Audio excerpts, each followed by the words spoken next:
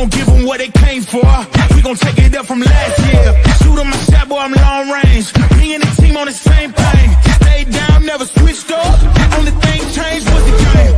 I'm in the zone now. Nothing can change what we on now. When I pull up, know it's going down. Foot on the gas, ain't no slowing down. Aiming for greatness, no settling. Kick down the doors, they won't let me in. What up, what up, what up? It's your boy Phil Porto, aka Phil All Caps. And I am with my guys, Mr. Al from Harlem and Mr. Apollo Reed, guard up Knicks man himself. And we are here with a new episode of the Knicks Nightcap. And every week I'm pretty excited to chat, okay? But today is a little bit different than any other episode we've ever had, because we've had episodes of elimination early in the playoffs. We've had, hey, we barely even made it to the second round episodes back in the day of the show. But last night, the Knicks didn't just win game 4, okay? This was seriously after the largest halftime lead by a road team in NBA Finals history. The Knicks pulled out the greatest comeback in NBA Finals history. So that's two crazy things. We're down by more than any home team had ever been down in an NBA Finals game before. And then we do what no NBA Finals team has ever done and pulled out that historic comeback, erasing a 29-point deficit and beating the Spurs 107-106 on an OG Anunoby game-winning putback with 1.2 seconds left on the clock. New York now leads the series 3-1. We are one game away from our first title in our life and our first title as the Knicks since 1973. The Knicks outscored the Spurs 55-25 during that game-changing stretch, which is one of the most dominant momentum swings ever seen in NBA Finals history. So it's crazy because there's so much we can talk about, but let's just talk about how you are feeling after the end of that game. I'll go with you, Apollo. I want to hear, because you and I have shared the most heart-wrenching moments as Knicks fans together before we knew Al. And so I know that you know that pain. I know Al does as well. But since we've shared so much of the pain together, I just want to hear how you felt at the end of that game, from the fourth quarter rally to the victory. I'm going to be honest, man. When I say that I was pissed off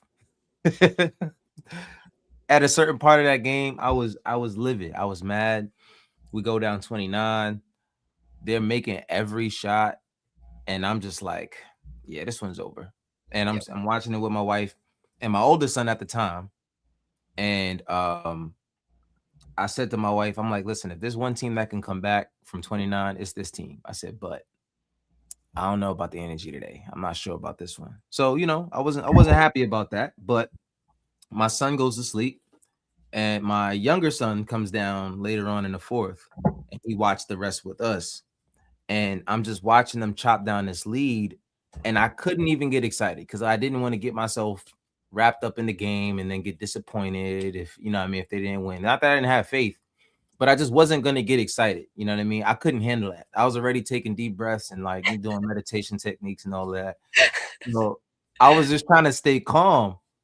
And as they brought it to within 20 and then within 10, and then it's a 1-point game, my wife looks at me and she's like, all right, I can hear her thinking. She's like, he's never quiet when he's watching the Knicks play. And I was silent. I was on mute.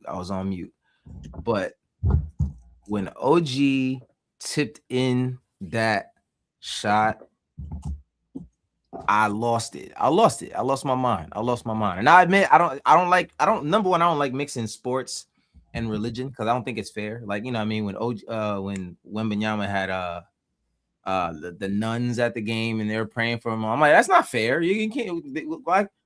Now, what if somebody prayed for the other team? Who wins? Who God's gonna choose? Yeah. You know what I'm saying? You know what I mean? So I'm sitting there come on.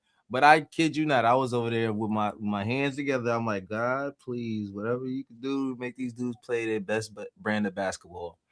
But I was, man, ecstatic, man. I've never seen anything like it. It is the most memorable moment in my Knicks fandom. My son got to experience that at 8 years old, and that made my day. I was happy about that. But yeah, man, just a roller coaster of emotions, and I'm just glad we got that dub. So we one more game away. One more game. Hey, man, I'm gonna be honest. Not a single family dinner goes by at our household where I don't say, "And Lord, let the Knicks get the dub." not saying that Jesus is looking down and saying, "Okay, Phil, just for you." Right. Like, you know, like I take it literally when the Bible says that God knows the desires of your heart. Just throw them up. That don't mean He's always going to answer them. Like, throw them up. You know, like I gotta throw it up. You know, like alley-oop. You know, hey, what you gonna do? You know, like it is what it is. So, Apollo, take. Excuse me. Take me into that room with you and your son. Like, was he excited? Was he jumping up and down? Like, what were you guys doing when the tipping went in? Like, what was that? What was it like? Like, what were you guys doing? Were y'all jumping up and down, going crazy? Like, people crying? What was happening? So, little backstory, right? My both my kids they're Knicks fans, of course, but one is more of a fan than the other. My older one is coming around a little bit more now. He actually like unprovoked comes and sits down and watches the game with us. So but my younger son, he's been going back and forth with his friends at school, and his kid's in second grade talking about, yeah, the Knicks are better than your team and all this stuff. So I mean, every time he sees somebody with a Knicks hat, he's like let's go Knicks and all that. And it's dope. To me it's so amazing because we're not in New York, you know what I mean? We don't live in New York, we live in North Carolina. So for him to be a Knicks fan that heavy at that young age, I'm like, did I ruin his life? Did I ruin his life? You know what I mean? But he got to see this last night. Yep. And when it happened, when OG tips the ball in, I admit, bro, my eyes teared. My eyes watered a little bit. I ain't cry. My eyes watered. I can't promise you when we get that fourth one. But anyway, I mean, my eyes watered because I'm just like, this didn't really just happen. Like, there's no way this just happened. Yeah, there's no way that it just happened. And my son is sitting there he's like, just frozen. Both of us, we're both just sitting there frozen. And then it hit us, and we both just started jumping and going crazy. So that was a great experience to have with him, man. For sure. I love it. Crazy. So before I throw it to Al, I'm gonna go. I want to give a shout out real quick to everyone in the chat, and then we'll go to Al. Shout out to Jean Shorts and Tim's. Appreciate you being in the building. Yes, OG all day. Prezi the boss is those dudes. Phil all caps. Apollo Reed and Al from Harlem. I swear when we win this chip, I'm getting an OG face tattoo. The Queen Ebony's in the building. What's good, Knicks fans? What a win. Yes. OTLS, the brand. I'm going to shout them out in just a few minutes after we give our initial takes. Shout out to my big brother. What up, KOT fam and little brother? He said, I've been streaking since last night. Cops were called. It got weird, but I explained that.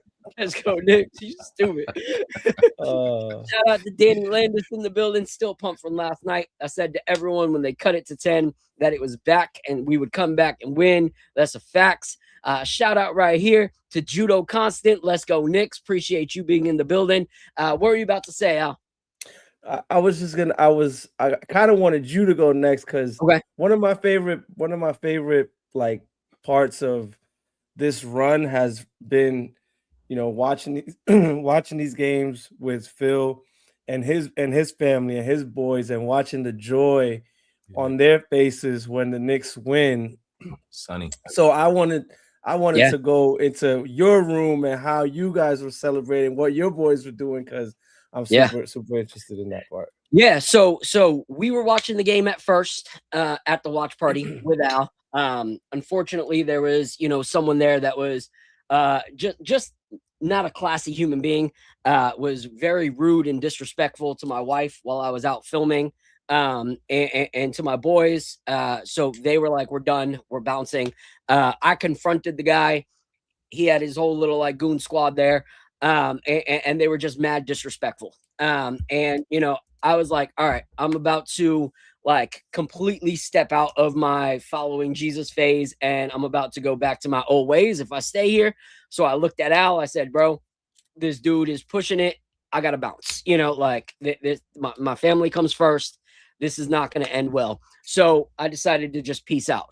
And honestly, I'm glad I did, because we took that drive home during halftime. We're down.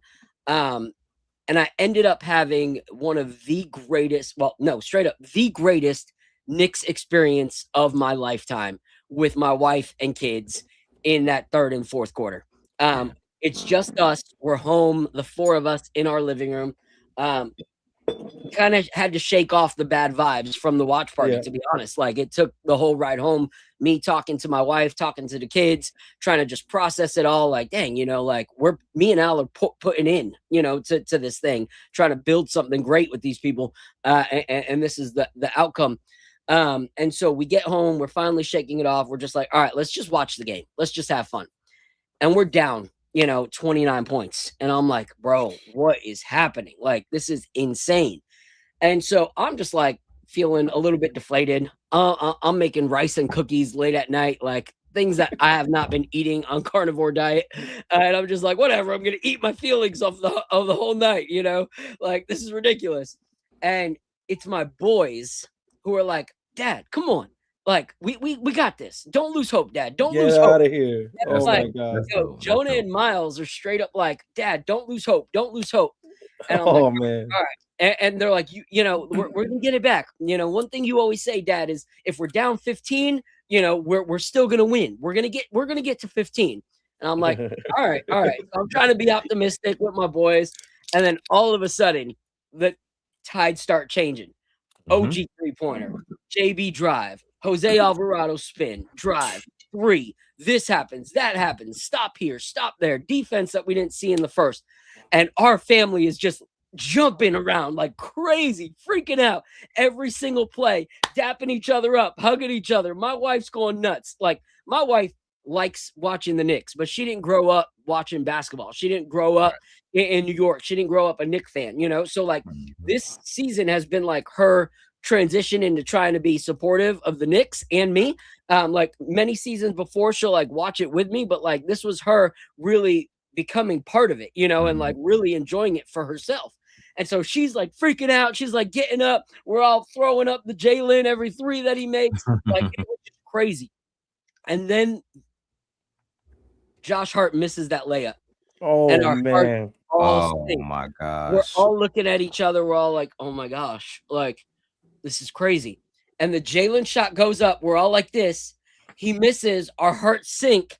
And then OG, with the grace of an angel, comes flying into the screen, hits the shot, and I swear to you, it was as loud in our living room as it was the last few watch parties we were at. Like, all of us were just screaming, kissing, hugging, spinning each other around, and it was my greatest moment of Knick fandom ever. So awesome. Shout out to my wife. Shout out to the kids for seriously making that something that I'll never forget. Shout out to that one disrespectful dude. I hope you come across this feed sometime, and that you can pat yourself on the back for giving me that memory with my family. But I loved it. What about you, Al? That is so awesome, bro. Yo, man, I just knew that was gonna be a good story. I wish I was there. Man, I'm kind of mad I missed that. Me too. It's been fun with your family for sure. Yeah. So I stayed at the watch party. Like half of Tampa cleared out of there. I mean, half of the watch party cleared out of there. So it was only like half a bar left, which kind of disappointed in Tampa because Ross sent a video of him at a bar in New York, and obviously that thing was still at capacity the whole way through. So I was like, dang, Tampa kind of cut out early. But man, I was kind of stoic through this whole thing. I had a boy, my boy that was there at the game 2 watch party, my boy Isaiah. He was in New York. He went to game 3 and game 4. So he was there and he was texting me like, man, what the hell? Like, this is absurd. And I messaged him back at 9:45 p.m. and I said, they're going to come back. And the whole time I'm watching, for some reason, I just had a feeling that they just weren't dead yet. I'm like, they're still trying. I see them putting forth the effort. And just like either Jonah or Miles told you, I was thinking the same exact thing, the same exact number. I'm like, get it under 15, get it under 15, and we could be in striking distance. And they did that. And the bar starts going crazy. The Josh Hart missed layup reminded me of Patrick Ewing finger roll. Yep, everybody said that. I was like, my head just sunk. I was like, oh my God, not this again. I just started thinking so many bad thoughts. I'm like, why, basketball gods? Like, why do you do this to us? And then OG saved the day, man. When Jalen shot the shot, I was like, dang, that's a bad shot. That's like really far away. And he missed it. I was like, oh, and then OG out of nowhere tips it in, and it's just complete pandemonium. But the funniest part is like, I look over to Alina, to my daughter, and she's passed out, sleep hard like a rock. Like the bar's going nuts. Like the thing is loud as can be. And Alina is just asleep through it all, dude. That's fire. That's fire. Yeah. She fits right in. She fits right in. She's been able to sleep through like every watch party. I'm like, yo, for real. How she like, straight up. Fits right in. What up, Joe? What up, Joe? What up, Joe? What up? All right. So real quick, before we go into next topics, I want to give a shout out real quick because every once in a while, I come across a brand that like I really dig their merch. But even more so, like I dig, what they're about, and getting to know the people a little bit really makes it, worth it. Really makes it worth supporting them. So there's a guy named David, and he's got a brand called OTLS, which is a motivational brand. When like they encourage like just believing in yourself, and like that having strength, from within, and take accountability of your life by looking in the mirror, seeing which ways you can improve, and just realizing that like not everything is just like based off of the situation. Like you're not always a victim of the situation, but when you are, there's still things you can learn from. There's still things that you can improve, and kind of just working at yourself. And so they came out with a dope New York Knicks shirt that popped up on my timeline out of nowhere, which is this right here. So this, ooh, that's fine. So yeah, so he had, we had started talking online. He sent it to me and was like, I was like, yo, if I get it in time, I'm gonna wear it on one of the episodes. So he messaged me today. He's like, perfect time to be getting some mail. It says it's out for delivery. And I was like, yes. So shout out to him. If you guys can, please check him out. Support what he's doing. I'm putting the link right now in the description with a Knicks Nightcap code for 10% off any of your guys' purchases. This is a real New York Knicks fan. There's a lot of people that are just creating, content now because it's Knicks. You scroll on their feed, you don't see anything about New York. You don't see anything about the Knicks. All of a sudden, they're a Knicks artist and all this stuff. But no, he's like, a Caribbean New Yorker who's now living in Georgia, born in Brooklyn. Like just a real New Yorker. So support real New Yorkers putting out real dope merch and everything like that. So shout out to David. I appreciate you, bro. Seriously, this shirt is a blessing, and I'm going to wear this thing out. So it's going to fade quick because I'm going to wear it all the time. But I appreciate you for real. He's actually here right now in the chat. So shout out to you, David. Yo, shout out to you. Thanks for supporting us, man. That's a dope shirt. All right, shout out. We got people just popping in right now. Shout out to Gideon. Appreciate you being here. If you all can, please hit that like and subscribe button. If you're not on YouTube, head on over to YouTube, hit that like and subscribe button. If you're on Twitter, Instagram, anything like that, if you could hit the retweet button, reshare, let's continue to just rack up those numbers. We're on that quest to 10K here at the Nick of Time Show channel, and we're growing fast, and we would love for you guys to be part of that journey. So please hit that like button. Hey, Phil, I got a little special shirt too, bro. All right, show me. Oh, Hey! okay. Everybody My got boy, their special merch on. my boy got back today and he brought me all the merch. I That's love dope. it. That's I dope. love it. I Bro, finally got my hat in. It took me a little while to get it, but you know, Okay. yeah, I got my so finals That's hat. dope. mine's on the way, but unfortunately the patch one on the side was sold out. So it's got the finals on the front, but it didn't have the patch. I ordered the blue one with the patch, but I just got an email today saying that it's delayed. So they're still God. processing. And I'm like, come on, yo. Like, seriously. I see Listen, all the this series videos. gonna be over before you get it, man. For real, Yep. I see all the videos that MSG selling hundreds of them throughout the week. So I'm like, That's come on, crazy. snag one of those and send them over. What the heck? But whatever. I do need to get an OG and an Alvarado playoff jersey, finals jersey. That's what I need to get. Those are the two that I need to get. But let's start talking real quick. All right. I do have a little small surprise at around 8:35 that I want to, present real quick. But before we do, let's go into the first topic, guys. All right. And so with 1:15 left in the game, okay, they said that it was the first lead of the night that the Knicks had. That was crazy to hear. 1:15 in the game, and it left in the game, and it was the first lead that we had. And so I went back and I rewatched the game right before this episode. And one thing that really stuck out to me that was crazy was Lisa Salters. She was talking about how Brunson's mentality going into this game and how Brunson had been saying that, you all have seen me play better. You've seen me play worse. And that's part of it. But I've been able to get to my spots and that it's just a matter of time till things start falling. And then when he was talking about last night's game, he said that their mindset needed to be better and that coming up 2-0, that it was kind of human nature. And he thinks that maybe that kept them from actually fully realizing the importance of game 3, like the human nature kicked in of comfortability. And then he said, the real question is, are we as the Knicks desperate enough? And we need to play desperate enough to win. And we saw that last night. We saw the Knicks desperate enough to actually win. How many times have we said we need the Knicks to play all 4 quarters? Why are you not playing all 4 quarters? And even though things weren't looking good, especially in that first quarter, that was rough. We still saw our guys playing. We went up against a lot of opposition. So just in the first quarter, I want to talk about this. There was no calls for us. Okay. There was the Alvarado goal that they ignored. When he made that shot, they acted like he was, going to pass it to Mitch on a lob.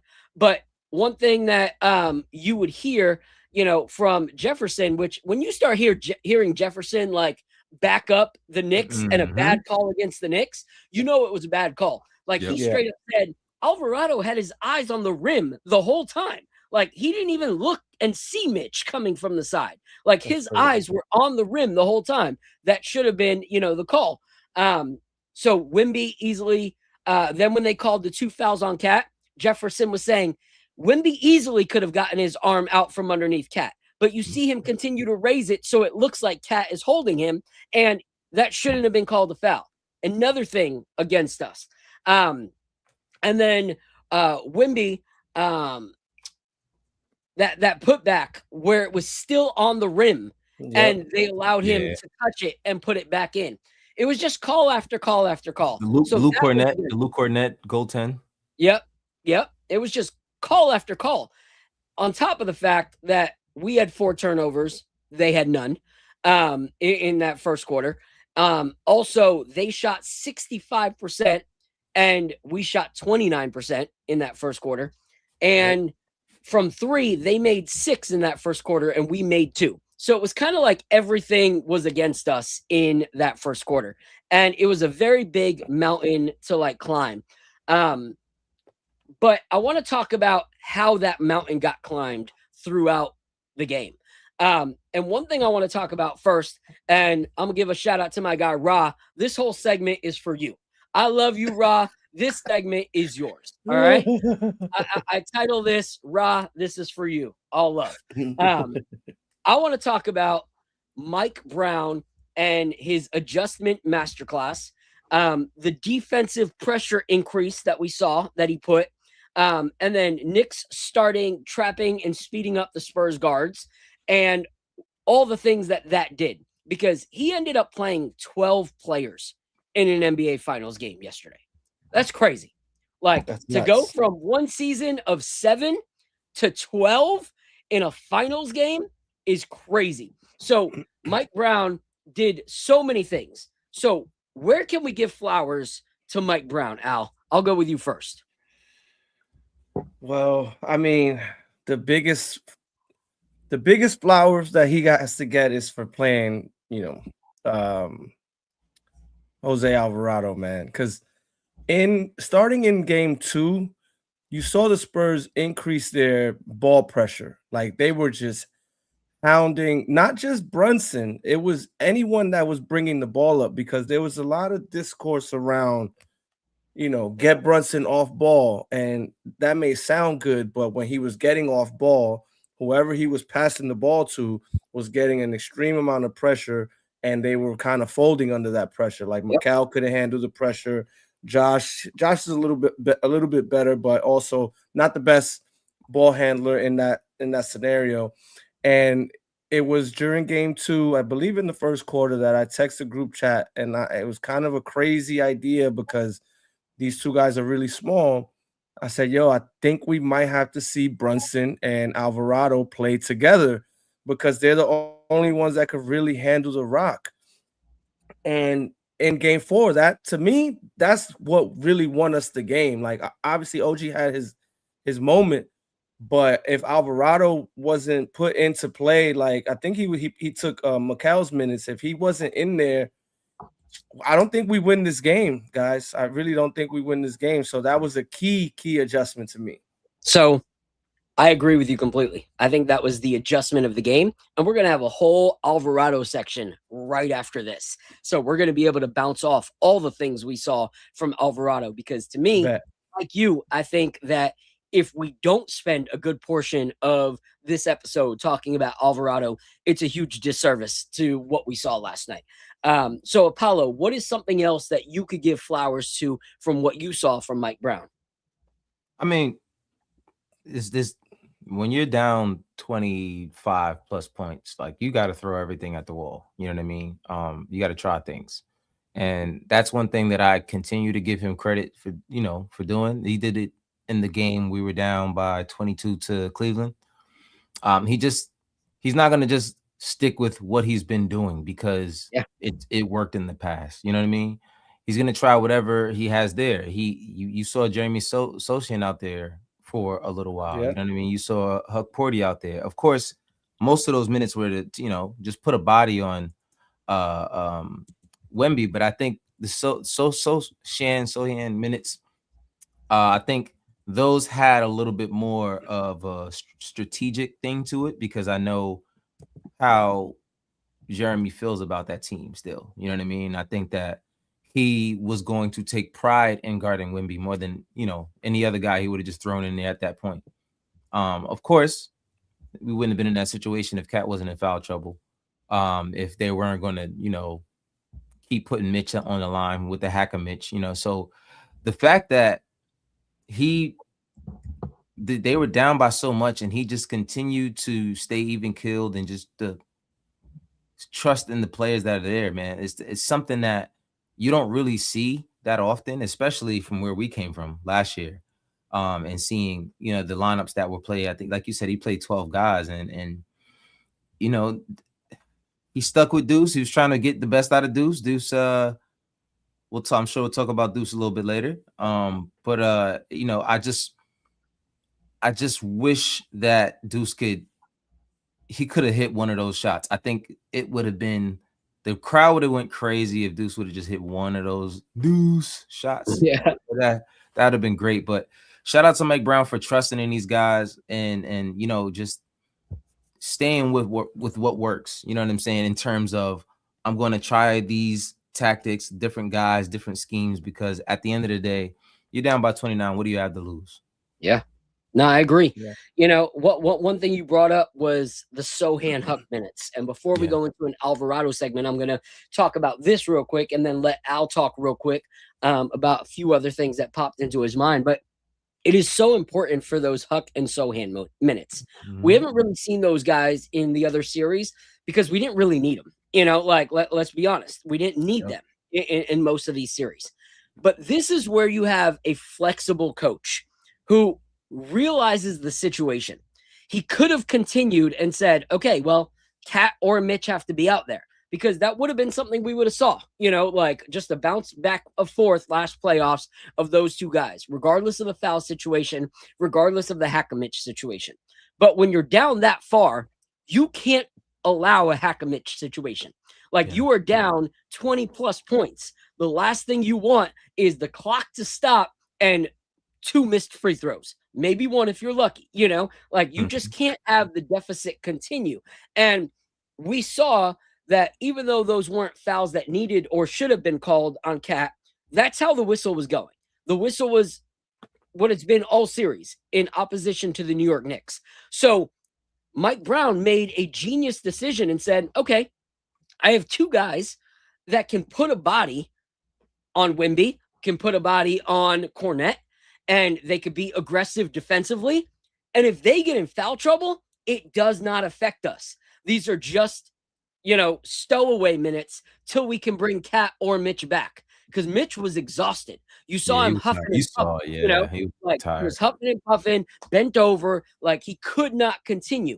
And so that was a genius thing for Mike Brown, because now you have 2 guys that can come into a situation where those guys can't be out on the floor, and you're willing to explore this situation and have those guys be able to put pressure, but they've played enough throughout the season. Sohan knows enough about the Spurs gameplay that now those guys are not a liability. Like you've played them long enough throughout the season that they know the offense. They know how to play with the guys that are out there, as opposed to previous seasons. Well, you can't really bring in a guy that hasn't really spent much time on the court, you know, like in the finals. That would be suicide. Yeah. But Huck has had his minutes. Sohan has had his minutes, but he also knows how to get in Wemby's head. You saw some of those transactions between him and Sohan, and he was frustrated. Like to that point where the one video that's gone viral where it looks like Wemby's trying to step on OG's like ACL, that started in a frustration of him going back and forth with Sohan and Sohan not letting him get loose. So all of that stemmed from good calls by Mike Brown to bring him out there.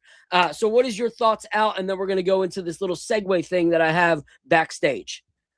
I wanted to piggyback a little bit like off of the Mitchell Robinson thing, how you were saying they put in Huck Porty and Sohan so that they don't hack a Mitch. But the other side of that was I think in the 4th quarter, I think Mike Brown was trying to bait them into hacking Mitch to start the 4th quarter and get him into the bonus, because Mitch started the 4th quarter and there was some guys at the watch party that were like, yo, why is Mitch in the game right now? Why is he in the game right now? And I'm like, yo, Cat's got to get a little breather, and he can't play the whole quarter.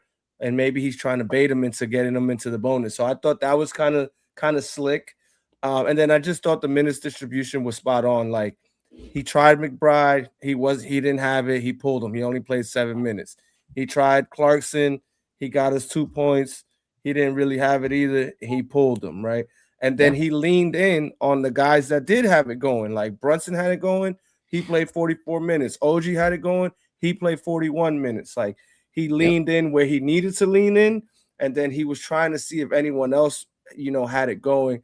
And he kind of like worked the rotation like that. Man, I just noticed Shamet played 21 minutes and had 0 points. So he's the only one. He gave him a really long leash. And he didn't make any. He's got a, man, hopefully – that's 2 bad games in a row, man. Hopefully he comes out pretty good in the next game. But those are the points I wanted to make. So I'll say this real quick about the Mitch in the 4th. That just shows wisdom on Mike Brown's part, because we had started by the end of the 3rd quarter to cut into that lead, which now it's okay if they hack a Mitch, because you want them in foul trouble in the 4th. But when as far back and as far down as we were, in the first and second quarter, you couldn't allow a hack-a-mitch situation. Now you're slowing down the game mad early, not getting any buckets. We're not getting any momentum. And that's when you saw the Sochan Hukporti minutes. You didn't see the Sochan Hukporti minutes when, the game started getting close again. Like, it's wisdom to use the players at the right time. And that's what he did. Like, he used wisdom. And then when it comes to Landry Shamet, the only thing I'll say about Shamet is I understand he had 0 points, but anytime you see Shamet out there, they still guard him from the three. No one's fully leaving Shamet open. So it's still something that helps us having him out on the floor, having that 3-point power because they know what he can do. And then you still have him being able to help facilitate whoever's on the court. It's not only one facilitator. Now you have two whenever he's out on the court, as well as the fact that he still had 3 assists. He had 2 assists. Or one assist and 2 rebounds. So, yes, he's not scoring, but he's still making some impact, even though you don't see it on the stats. So I want to take a break real quick before we go into the next portion of the segment, because one idea that I threw out in the Nick of Time chat, and everyone's like, yo, bro, you have to do it, is as a photographer and videographer professionally, and also a graphic designer, I get a lot of art that pops up on my feed.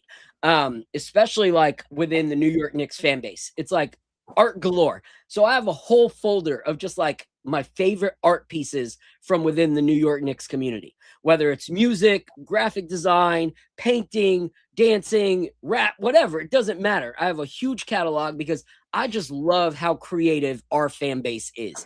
Some of the greatest art.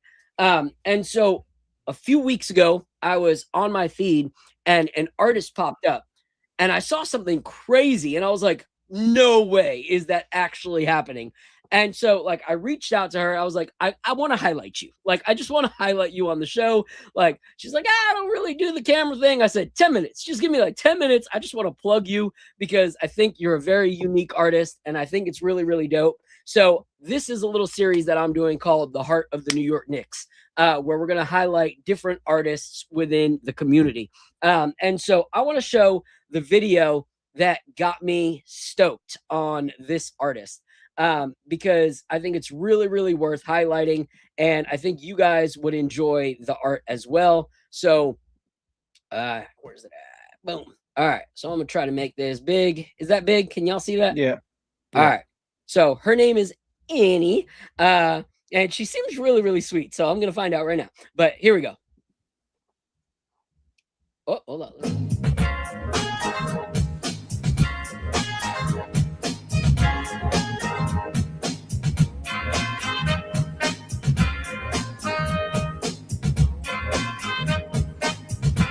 Fire. That's pretty cool. Introduce myself as the chosen one. There's another one. I'll take the songs off so we don't get in trouble. The captain. But how unique is this? She's using like the Mike and Ike box and the Captain Crunch box, and she's just making these amazing, amazing paint pieces of our squad. Like, I would love to have that in my room, like on my, wall, the actual box. Like, that's something that is memorabilia for the ages for me. So even though I didn't get the Mike and Ike box, I did get a print of it that's going to be in my studio. Like, this thing is that's just fire. awesome. So I absolutely love it. So I'm putting her Instagram there for you guys that are in the chat to check her out, support her. But I want to hear about her fandom. And she's got her man with her because, he's also a diehard. So we're just going to ask them how they felt about last night and then just get a little bit of like how the Knicks have inspired her and her art. So without further ado, let's give it up to my new friend and your new friend, Annie. And I hate saying this because I didn't ask her boyfriend's name. So Annie and her boyfriend. What's up? Can you hear us? Yeah. How you doing? This is Charlie. Hi, Charlie. Hey, what's up, Charlie? How you doing? I love the accent. Where is it from? So I grew up in England and I didn't watch basketball growing up at all. My family is not a basketball family. So I had to have Charlie here because he's the only reason I know anything about it. When we met 5 years ago, he really explained the game to me. So that's awesome. That's awesome. Nice to meet you, Charlie. Appreciate you being here. So obviously, as a Knicks fan, how were you feeling last night in that fourth quarter? Like, you see OG Anunoby, and we come back from what felt like a spanking, and then the most historical comeback of NBA history. How are you guys feeling last night, and how has it carried over till today? It just felt like everything was going against them. It just didn't feel like a possibility. And then when it came within like 4 points, I started to think, oh shit, like, is this actually going to turn into something? Yeah, it was unbelievable. I can't even believe it. I love it. What about you, Charlie? Yeah, I mean, I've been a Knicks fan for over 30 years now, and like I just have like what I would describe as like an ingrained pessimism and just like an expectation that eventually things are going to break bad. So it's almost like going so bad in the first half that I almost had like a sense of calm because it feels like normalcy. And then when they were on their way back, it never really felt real. But in my opinion, watching basketball my whole life. If you're down a ton, usually when you get to around down 15 or down 12, that's usually when the pressure shifts onto the other team, how not to screw it up. And so that's when it kind of started to feel real, especially after seeing this run. I'm fortunate enough to have gone to the first game of that Cavaliers series. So I got to see like proof of concept, what I mean? And I mean, I was like just losing my mind. Hard to describe. I love it. What's crazy is that like we're all from that, level of understanding of disappointment. She may not be, so for her, like seeing us like, and then like 3 seconds later is like, what is wrong with you? But that's normal for us. But it's crazy to start to think that what we saw last night is starting to become the new normal for us. Like, it's still going to take some time for us to adjust.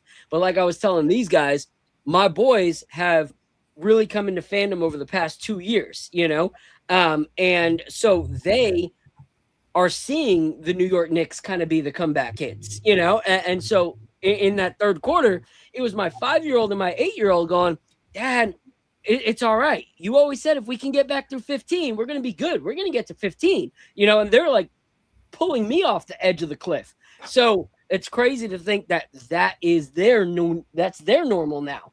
And that we have to kind of shift what we're seeing as what we know as normal to start embracing what is becoming the new normal, thanks to this new regime under Jalen Brunson, Mike Brown, Leon Rose, Karl Anthony Towns, OG, and so forth. It's cool to be able to see that.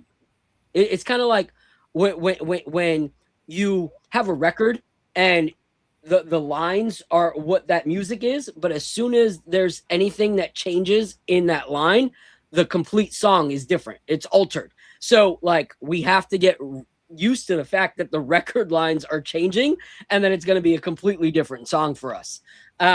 So Annie, tell me, how does something like this come? Like as an artist, how have the Knicks kind of influenced you in any way, shape, or form? And how has the Knicks community responded to your art? Yeah, I think it was the playoffs last year. I was just starting to get into oil painting for the first time. And we were watching the playoffs, obviously. And I love Josh Hart's obsession with Mike and Ike's. So I had the idea to do him on a box. And I was like, oh, it might be a little too small. Like, I don't know, it might be fiddly. But I figured it out. And then Charlie gave me the idea to do Jalen on Captain Crunch. And yeah, right away, the response was like amazing. And it's the best fan base ever. So everyone was so supportive, just like fire emojis under everything I posted. And so then I did Cat on the Kit Kat box. And now I've run out of ideas. I need OG on some kind of food packaging, and I can't think of anything. So if anyone has an idea, let me know. Yeah, chat. If you have any idea, we'll be thinking as well. Because you definitely need an OG one now. That's for sure. Say on like a Game Theft Auto, what's it called? Oh yeah, Grand Theft Auto cover. Yeah. Oh yeah, that's a good one. That's gonna be a good one. Yep. That'll yep. be fire. yep. That'll be fire. Yeah. New York will eat that up right now. Okay. So, so how can people like support you? Like, I know you're selling prints and everything like that. Do you also do like, you know, work for hire if they were like, oh, we want an original? Yeah, totally. So my Instagram is Annie LLEWE. And if you DM me on there, I can do prints or talk to you about selling originals. I have this Mitch original still available. A few of them have sold already. But I do commissions as well. So I actually just did, this is a print, but this is the Mitch dunk. Nice. Oh, nice. That was a commission that I did for someone. So yeah, just DM me and we can figure out the details. And I would love to do OG from the last game. So if anyone wants that, please let me know.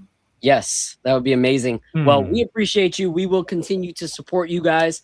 And in the summer, I'm looking to do a more elaborate series where I actually sit down with artists and kind of just get to know their journey as, you know, artists, but also as Knicks fans, get more of the details of how this kind gentleman next to you turned you into, you know, like afternoon tea to late night at the Knicks bar, you know, like how that transition happened, you know, we would love to, you know, talk about that.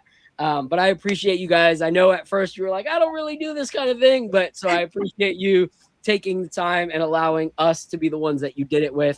I truly love your work and I will be getting more. Awesome. And I will message you as soon as we come up with an OG idea. Yes. Okay. Sounds good. Thank you so much. All right, Thank you guys so much. Nice meeting you. Great night. Thank you. All right, bye, guys. Go Knicks. Yeah. So that was fun. That was awesome. Nice. Really, really talented girl. Thankful that she was here. I want to give a shout out right here from Vic Sweet, said North 30 gang. That's where we've been doing the watch parties. Salute to you. Thank you so much for coming and watching the show. But now we're going to transition. Okay. This is the segment that I'm most excited about, if I'm completely honest. And that is Mike Brown and his backing of Jose Alvarado. And I'm going to share this video real quick because it's actually one of my favorite videos that I've seen out of the like crazy amount of videos that are on Twitter right now that we can go through. But right here. All right. There we go. The last person I'm going to talk about is Jose Alvarado. I don't like, no, we clap for Jose. I know a lot of you guys can't because you're in the media and you got to be neutral, but I'm going to clap for Jose. Sorry, Mom. Sorry, Mom. He says that every time he curses. Jose was unbelievable tonight. He changed the game. His speed, his ability to touch the paint. You know, again, you give San Antonio a lot of credit. They're trying to throw a lot of different things at us defensively, kind of match up man / zone. And if you don't close out to Jose as hard as he works on his shot, he's going to make you pay. If you close out to him, he's quick enough to go by you. And he made some great basketball plays offensively tonight. And then he was great defensively. The last person I'm going to talk. So I love the accolades and the praise that Jose Alvarado is getting right now in the place of his birth, the place that he is so proud to play for. Like, this guy is a true New Yorker, loves the city. So for me, Jose Alvarado came in and he completely changed the vibe of the game.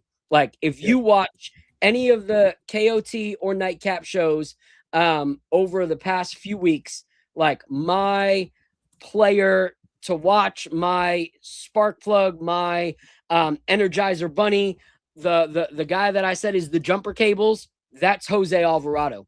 Yeah. And he did that yesterday. Like, he came in, completely changed the vibe of the game, like he's done so many times in the playoffs, in the series. And so while the Knicks were still trying to climb back, and like every time he checked in, it really just felt like the energy completely shifted a little more in our favor. So it was like it would stall out a little bit. Jose would come back in and it would get us a little closer to where we need to be.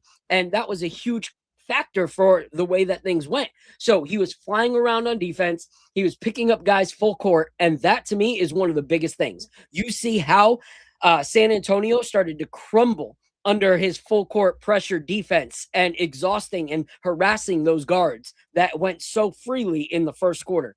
And so he was, hassling the ball handlers. He was making everything uncomfortable for the Spurs. And he even gave Wemby a leg trip. Like, come on, like last one. And he meant it. Like he put his money where his mouth was, so I was happy about that. And the great thing is with Jose Alvarado, it's not always the flashy stuff, that are going to get the highlight reel, but at the end of the day, it might not be the cool stat sheet stuff, but he had 8 points, 2 rebounds, 3 assists, and most of that came in the fourth quarter, like where he had, great pressure defense, did the spin past Wemby, a spin past, I think Castle, with Wemby behind him, made that shot. The next play he went down, he hit that 3-pointer. And it just seemed like everything he did kind of impacted the rest of the guys. It impacted the energy of the rest of the guys and the rest of the game. So for me, I know OG is the star, for what he did at the end of it. But I don't think we get to that point where OG can do that if it wasn't for the contributions of Jose Alvarado and his 15.5 minutes. So, Apollo, what are your thoughts on the effect that Jose Alvarado made on last night's game and he's making on this series? I mean, first, shout out to Jose Alvarado for just being a great guy. Like, outside of basketball, he's just a dope dude, man. Like he fights for his team no matter what. Like he's one of those guys that every team needs. When we signed him, it reminded me a lot of the Josh Hart signing, and how the energy just shifted around the team because he was so focused, like we mentioned last time, just being a servant. You know what I mean? Like just coming here and just, what can I do to help? How can I fit in? What do you guys need? Where do you like the ball? You know what I mean? Like you saw him asking a lot of those questions. So for him to come from purgatory, you know what I mean? The bottom of the league, to get traded to your hometown team, and that year you guys are in the finals and you're up 3-1 and you're having a big impact on that run and the game that we just saw, man. It's just so special to have a guy like that, He tweeted out was it the night before or day before the game? I forgot exactly verbatim what he said, but basically like, he better not do that again, talking about Wemby doing that to Jalen. And he came out with that energy. He was bumping him every single chance he got. He didn't care, where he was going to go up with it. He was going to challenge him. Like you said, he had the little picked up his leg and flop kind of thing. Cause for a 5'11" guy to trip you on your foot and slam you on your back and you 7'1", it's kind of weird. But that's the NBA now. You know what I mean? You got to sell a lot of these calls. But I love it. I love it, man. You know what I mean? It's just his energy is infectious.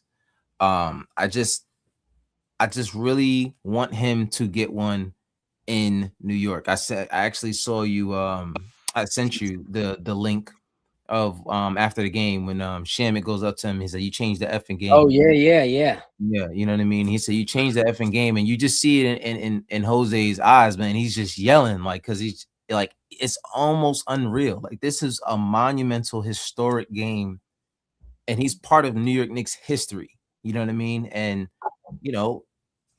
not everyone gets the opportunity to play for their hometown team and to be effective on their hometown team. But shout out to Jose Alvarado, man. He's one of the most important pieces to this team, and I want to see more of that lineup with him and Jalen. Honestly, yeah, I love that because for me, bringing him back is a no-brainer. Like he is a Knick. He belongs here. We need that kind of determination and everything like that. And this is where I want to give Mike Brown props because we tried the Kolek and Brunson thing many times to have another facilitator alongside Brunson in those kind of minutes. But the fact that neither of them were elite defenders made it not work out. Mm-hmm. Yet he tries it again with Alvarado being that player. and being that defensive and aggressive and, infectious kind of basketball player that he is, and it works. So I'm gonna play this clip right now from Al and then throw it to him. Wait, don't put it up yet. Don't put that up yet. I'm not gonna play it at all. Nope, not doing it. Yeah, let me just like get it like build it up. Warm it up. So first I want to shout out Leon Rose for getting Jose Alvarado and having that foresight, understanding that this team was lacking another ball handler. And look at when it reared its ugly head in the NBA finals. Like these guys saw that weakness on the Knicks, and they like really went to bat on it, and they were killing us because of that. And this guy that we picked up at the trade deadline, kind of like a throw-in, like little small trade, not like a big sexy trade, is coming, like is the reason, pretty much the reason we won game 4. So for Leon Rose to just foresee that far ahead, that little problem could cause us the championship, is insane foresight. So props to him. Now, I'm gonna talk about something different that most people aren't talking about with Jose Alvarado.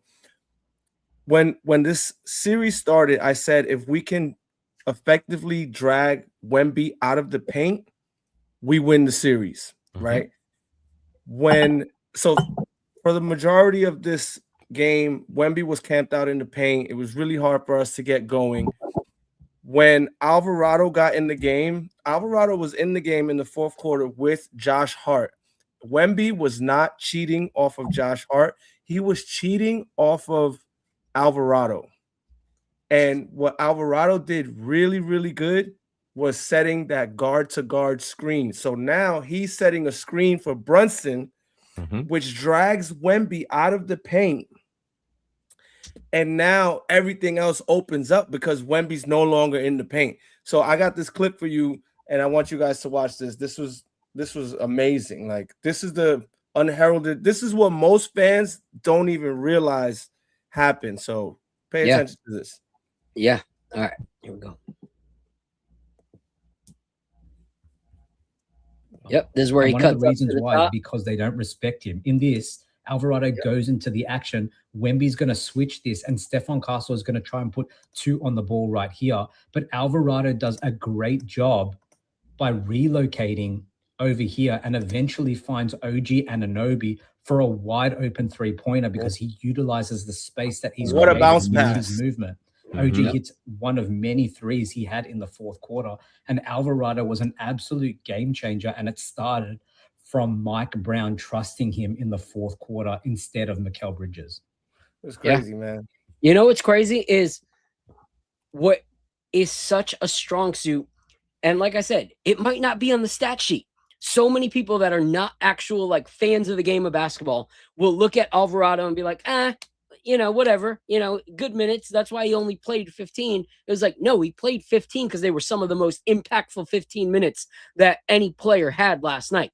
Not only is he setting picks for Brunson, but he also is the guy that's going to fight through every single pick on the other end so that they're not getting those easy 3-pointers that they were getting in the first quarter. Yep.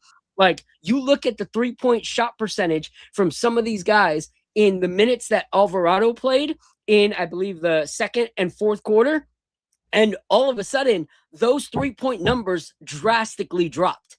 Why? Because they weren't getting the easy shots, because Jose is always making sure that he fights through it, and if not, the guy that, now has to take that person is not worried that Jose can't take the guy that he's already with, because Jose had shown that he can guard Champagny, he could guard Vassell, Castle, he was guarding Wemby.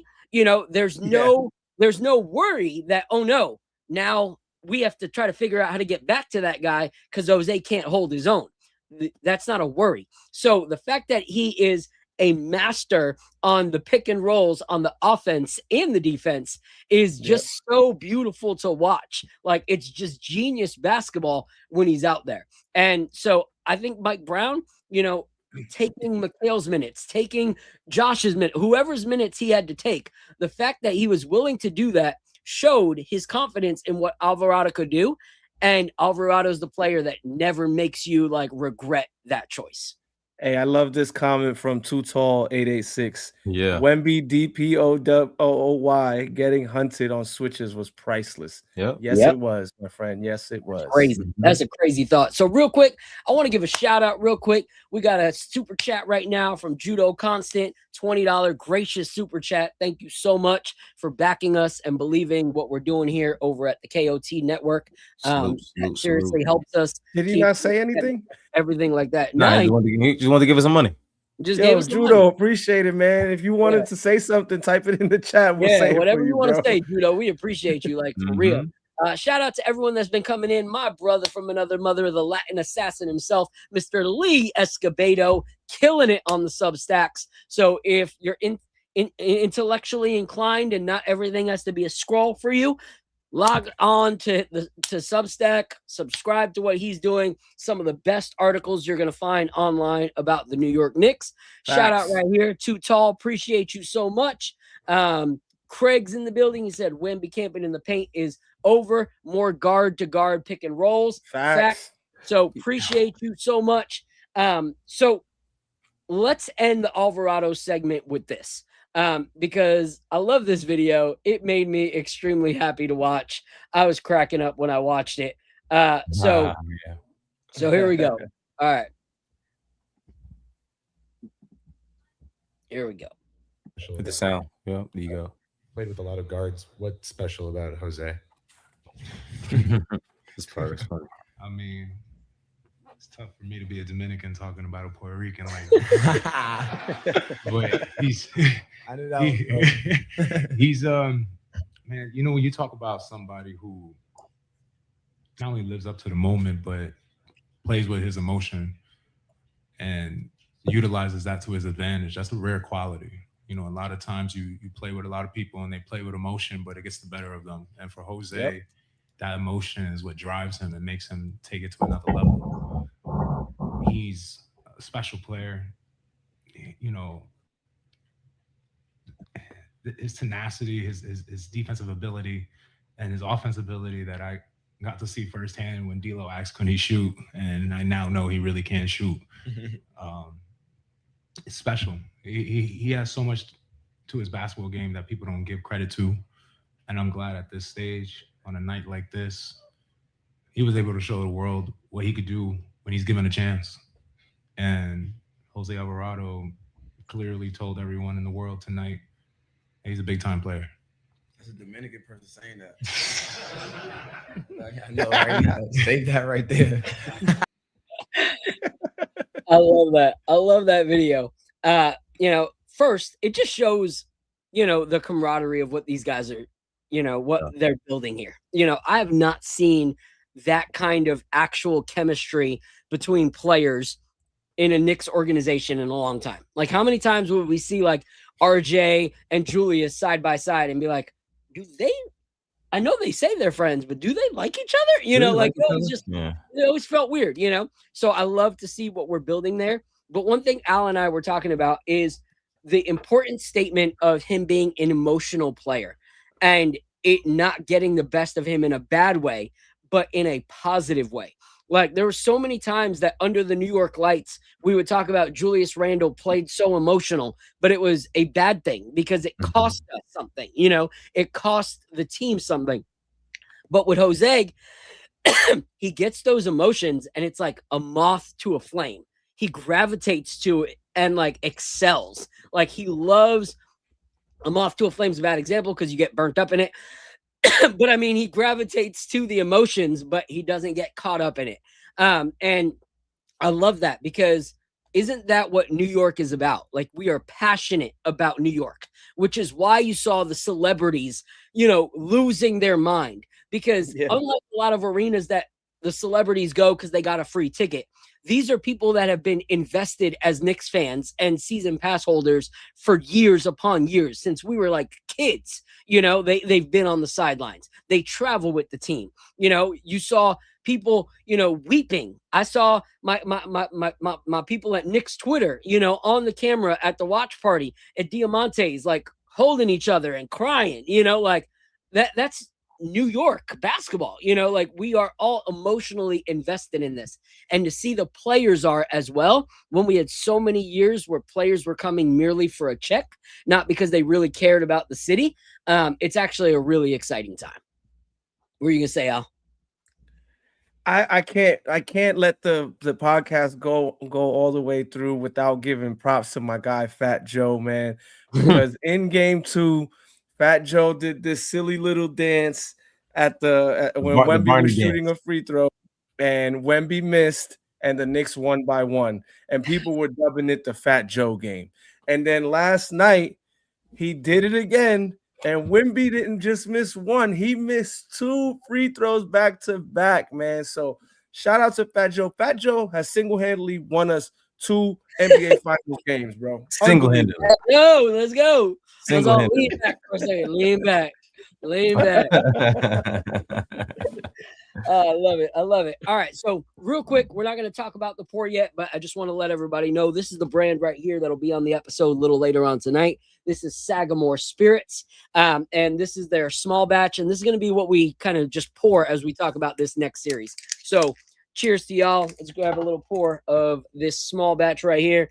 This is straight rye whiskey at 93 proof. So pretty light for, the non connoisseurs in the chat.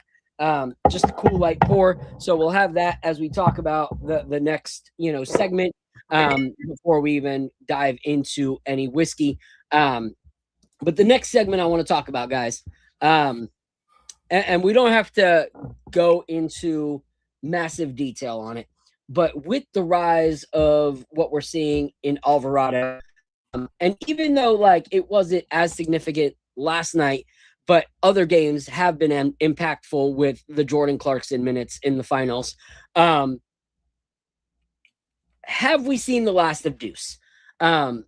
He has not really been a major factor for most of the playoffs. He's had some decent shooting games here and there, spread out, sprinkled throughout. But a majority of the time, feel like I'm screaming Deuce, and yet it's not happening. So I'm going Deuce. It's like, oh crap. Like, am I wasting my vocal cords at this point?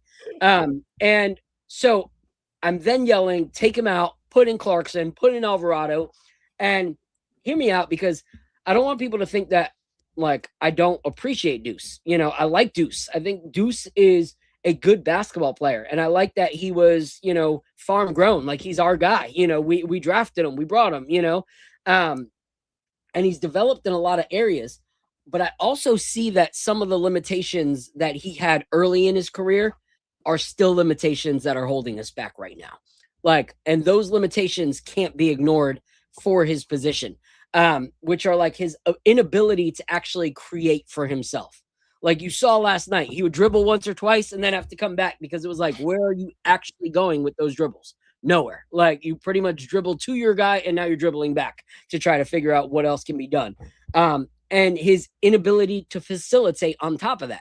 So if you can't create for yourself and then you're not creating for others, that makes it really hard that you're a point guard. Like, you get away with that if you're a small forward. You can get away with that if you're a power forward. But you're a point guard who can't do the point guard responsibilities. Like, you can catch and shoot the 3 on certain nights at a high clip, but what else? So for me, I'm like, okay, well, if we bring back Alvarado and we bring back Clarkson, we kind of should let Deuce go, like in the offseason. Like, we should try to move him before the end of his contract, see what we can get for him, even if it is for a future pick. What are your thoughts? I'll go with you first, Apollo. I'm sorry, I was reading something just now. What was the question? One more time. Do you think that we've seen the last of Deuce McBride in a Knicks jersey this season? I think so. By the way, Deuce has a year left on his contract. So that's why I'm saying moving him this summer. Yeah. I think so, and it's not because I don't like Deuce. I just think that he's very important to this team. You know what I mean? I just don't like the lack of creation. I think the reason why we see a lot of those Alvarado minutes is because coach can actually trust him with the ball in his hand. Yep. And I think that's something that you can't really do with Deuce. Like, it used to be easy to have Deuce there because it's like you know why he's there, hit those big shots to defend. But then you have other guys out there who are defending almost as well as he is. You have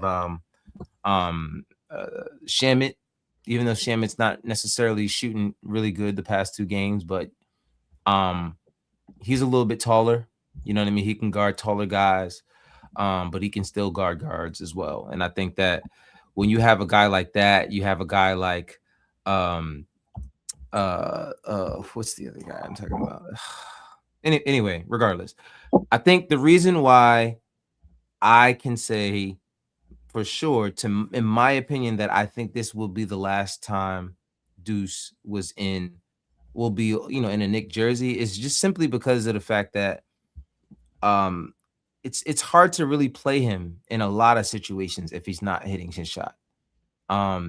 And like I said, it used to be easy to play him because you had to, because you didn't have anyone else. But now that you have a guy who can defend, actually 2 guys, you got Jose and you have Shamit, it kind of makes Deuce irrelevant. You know what I mean? And you have a lot of these small guys, and you can't really play them all together, and besides for obviously Alvarado and Jalen, but I've always just been really wary about the height of our guards. You know what I mean? And we already have Jalen as our number 1 guard, and he's 6'2" on a good day. Then you got Jose, who's 6 foot maybe on a good day, 11, it's about 5'11". And then you have Shamit, then you have Deuce, and if he's not hitting shots, it's kind of hard to play him. Last night he was 0 for 4 from 3, I believe. Yeah, and it's not just the shot missing, it's the shot selection that bothers me. There's a lot of times that he's just taking a shot where he just could have just made a simple pass or just not necessarily shot it so fast, maybe head fake and sidestep. And I kind of wonder if it's the moment getting to him, but it's not that I don't like Deuce. I just think that it's almost redundant having a lot of these smaller guys at the guard position, especially if your main reason on keeping Deuce is so he can hit shots, and then he's not necessarily able to hit shots right now. So personally, I wouldn't say I'm done with Deuce, but I just, with the pieces we have here, I don't necessarily see why you should keep him here if you can use that money to sign somebody else or trade, like you said, trade for someone else that can really help you with probably more size than Deuce has. Yeah. And I saw a comment that said, keep McBride by all means.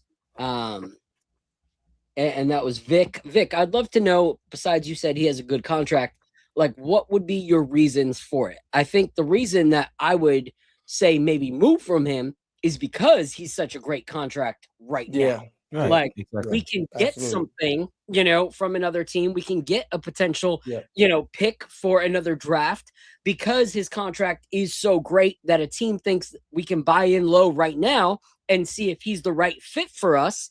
And if he is, then we can extend him. That gives them a little bit of a reason to buy in. Yeah.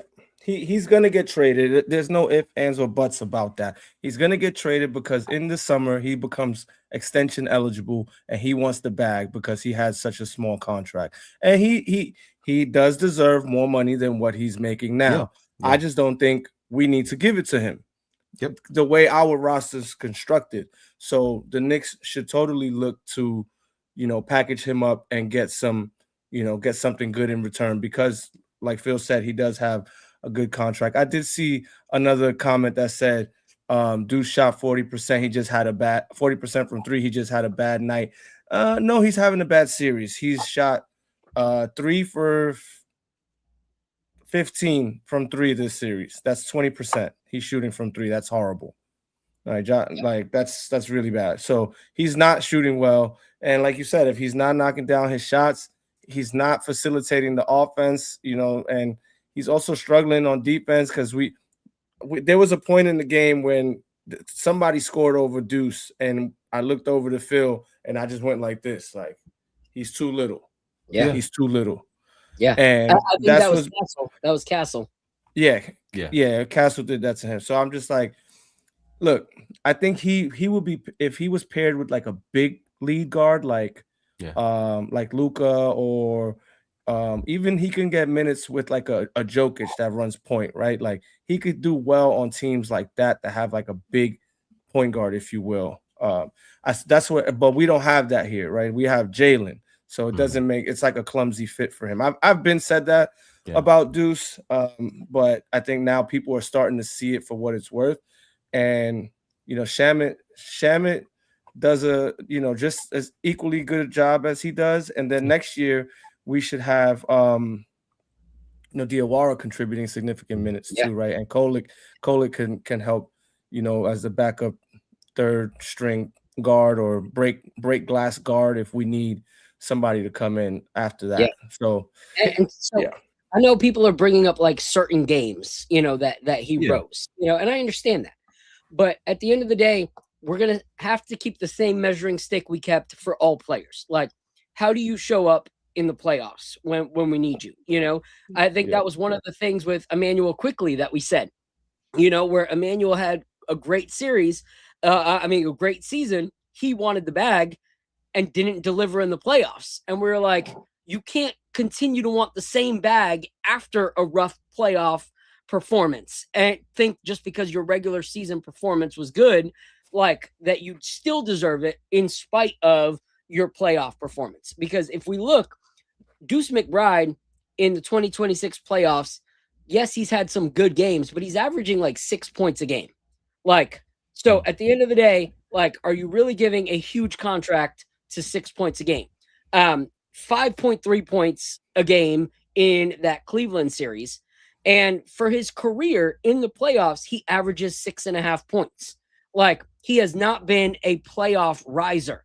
And that's what we're seeing is there's been some games. And I'm someone that all season was, Deuce.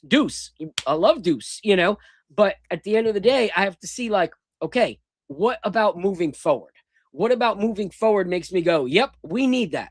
No, we can get 6 points from anybody off the bench, We're winning in the NBA finals without his contributions.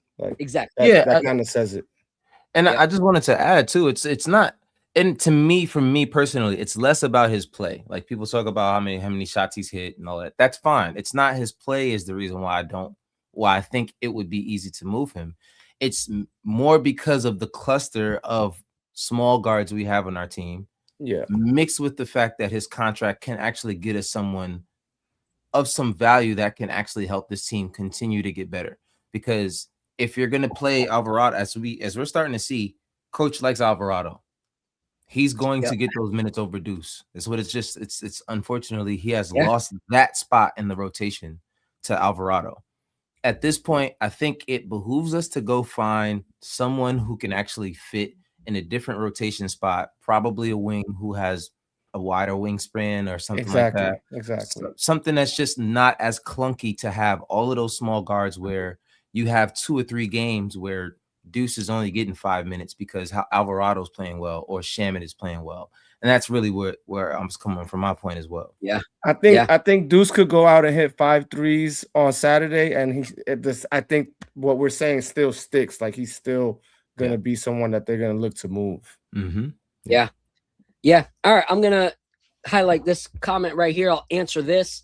And he said, "What's the difference between Deuce and Kolek?" I think the big difference between Deuce and Kolek is you saw in Deuce's absence when he was injured that Kolek can still score. Kolek can shoot. Kolek can drive. Kolek can create for himself. Kolek, in the short period of time that he's played along Jalen Brunson, has been more of a sponge to the way Jalen Brunson plays and aggressively drives to the basket than McBride has. And McBride has had more time alongside of him. And Kolek can actually facilitate.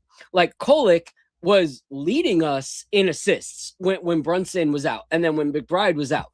And so Kolek, to me, has more of an upside. And you got to remember that the one thing that I pushed all season during that Kolek thriving was that this is actually, to me, Kolek's rookie season. Because under Tom Thibodeau, he didn't get much playing time unless it was dead time minutes. So McBride has had years to develop into a playmaker, into a facilitator, into a ball handler, and he hasn't. He has stayed as a three-point shooter and a defender, which has been great for us, at different points throughout the season. But Kolek's upside is a lot higher, and it meets a lot more of the things that we need, because we don't need someone that's going to always shoot the three when we have guys like Shamet, Clarkson, Alvarado there now. Like, we have that. We have Jalen Brunson that can shoot the three. But when Jalen goes down, we need someone that can facilitate, that can be able to hold the ball and have control of it. And honestly, his defense got way better. Got a lot better throughout his play. His defense had gotten a lot better. And that's, something that I think is going to continue to get better, because he is like a sponge. He is a student of the game. And when you're a student of the game, you're never complacent. And I think that certain times you see that complacency induce because he's had a few seasons to develop these things right here. So real quick, I just wanted to add one thing to that. If you guys remember the game that we beat the San Antonio Spurs in the NBA Cup, Deuce was hurt, and Kolek had a huge game. A really, really, really good game. And, like I said before, we're not comparing him into saying we're going to keep this guy because he's better. It's not about him being better. It's just about the fit of the roster. That's it. Yeah. Facts. So we're going to go into one last take before we go into our interview with Clint from Sagamore Spirits. I'm excited about this brand. I want to let you guys know before we go into this next segment that it's different, because it's a brand that's not from Louisville. They're not from Bardstown. They're not from the token places. They're not from some of those like extraordinary, like West Coast out of nowhere kind of distilleries. This is a brand from Baltimore, Baltimore. Like when I was growing up, Baltimore had like two things that I thought were important: Cal Ripken Jr. and my dad moving there to marry his second wife. That was the only two things that mattered in Baltimore to me, until Sagamore Spirits came out. And so as a content creator, I started seeing Sagamore come out, and then my guy Ryan Mills started doing some stuff with them. He goes by that one dude Ryan. He's a really big, social media influencer. He started doing some stuff with Sagamore. They released a content creators blend, which I thought was like genius of them to like collaborate with different content creators and have them come pick a barrel. And so I've enjoyed this brand. I've enjoyed the store picks of this brand, and seeing the growth of this brand is cool, because they actually were not distillers for like that had their own distillate at first. They were getting a lot of stuff at MGP at first, because it takes time. It takes time to develop your own stuff. So some of the stuff we're going to be drinking tonight, two of them out of the four are their own distillate. The small batch, and then the new high rye that's dropping, which I can't wait to freaking open this. I know it's going to be a banger. But then this one, the 10-year, well, they didn't start till, a little later. I think it was, and I'm going to make sure that, I run this by him, but I think it was in 2021, they started like having their own distillate. So obviously you add 20 years to 2021. We're not there to have a 10-year reserve bottle. So I believe this one was MGP. So we're going to enjoy those. But before we do, let's go into this small little section where I call, is Jalen Brunson did last night's show the greatest leadership performance by Jalen Brunson? And I'm going to go on a little rant, because I know I've been hard on him as, my favorite New York Knicks player. But I feel like Jalen Brunson was the leader behind that incredible Game 4 comeback. We were down 29 points. And he looked like the captain that we all know him to be. He never looked, shaken or rattled, even after a rough shooting start, and honestly, a rough shooting series to begin with. He kept the team believing that they could fight their way back, because he believed that they could fight their way back. And so he finished with 36 points. I believe it was 7 assists. Y'all can fact check me on that. Hitting big shot after big shot, making smart plays from the 3-point line, from the paint. Some plays that I have no clue how he even got the shot off, yet he got the shot and the foul. And Brunson just delivered time and time again. And even though he missed that last shot, he helped the Knicks pull off one of the biggest comebacks in NBA Finals history, because without him getting us to that point alongside OG Anunoby, there never would have been the potential for that tip. And so the Knicks seemed dead. Like, honestly, like the watch party was silent. Like, it seriously felt like a horror movie. Like, I had never seen a watch party that quiet. We were missing shots. We were playing poorly, but Brunson never stopped attacking. And so for me, last night solidified that there is no excuse why Jalen Brunson does not deserve to be on the Mount Rushmore of greatest New York Knicks of all time. Like, I don't know how you fight that after what we saw last night. So I'm going to play this video, then I'm going to throw it to Al to get your guys' thoughts on, am I reaching? Am I giving him too much credit? Was it good? Not great? I want to hear your guys' feedback. But this is what Jalen Brunson had to say. Leadership means to you? It means a lot. My parents raised me to never be a follower, always be a leader, and I feel like it's something that's helped me grow as a person, and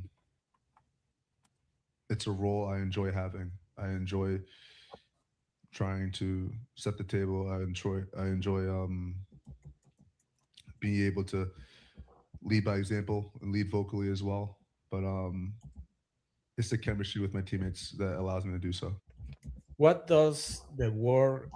So he's talking about how, you know, he actually loves being a leader, but also it's what his teammates allow him to do.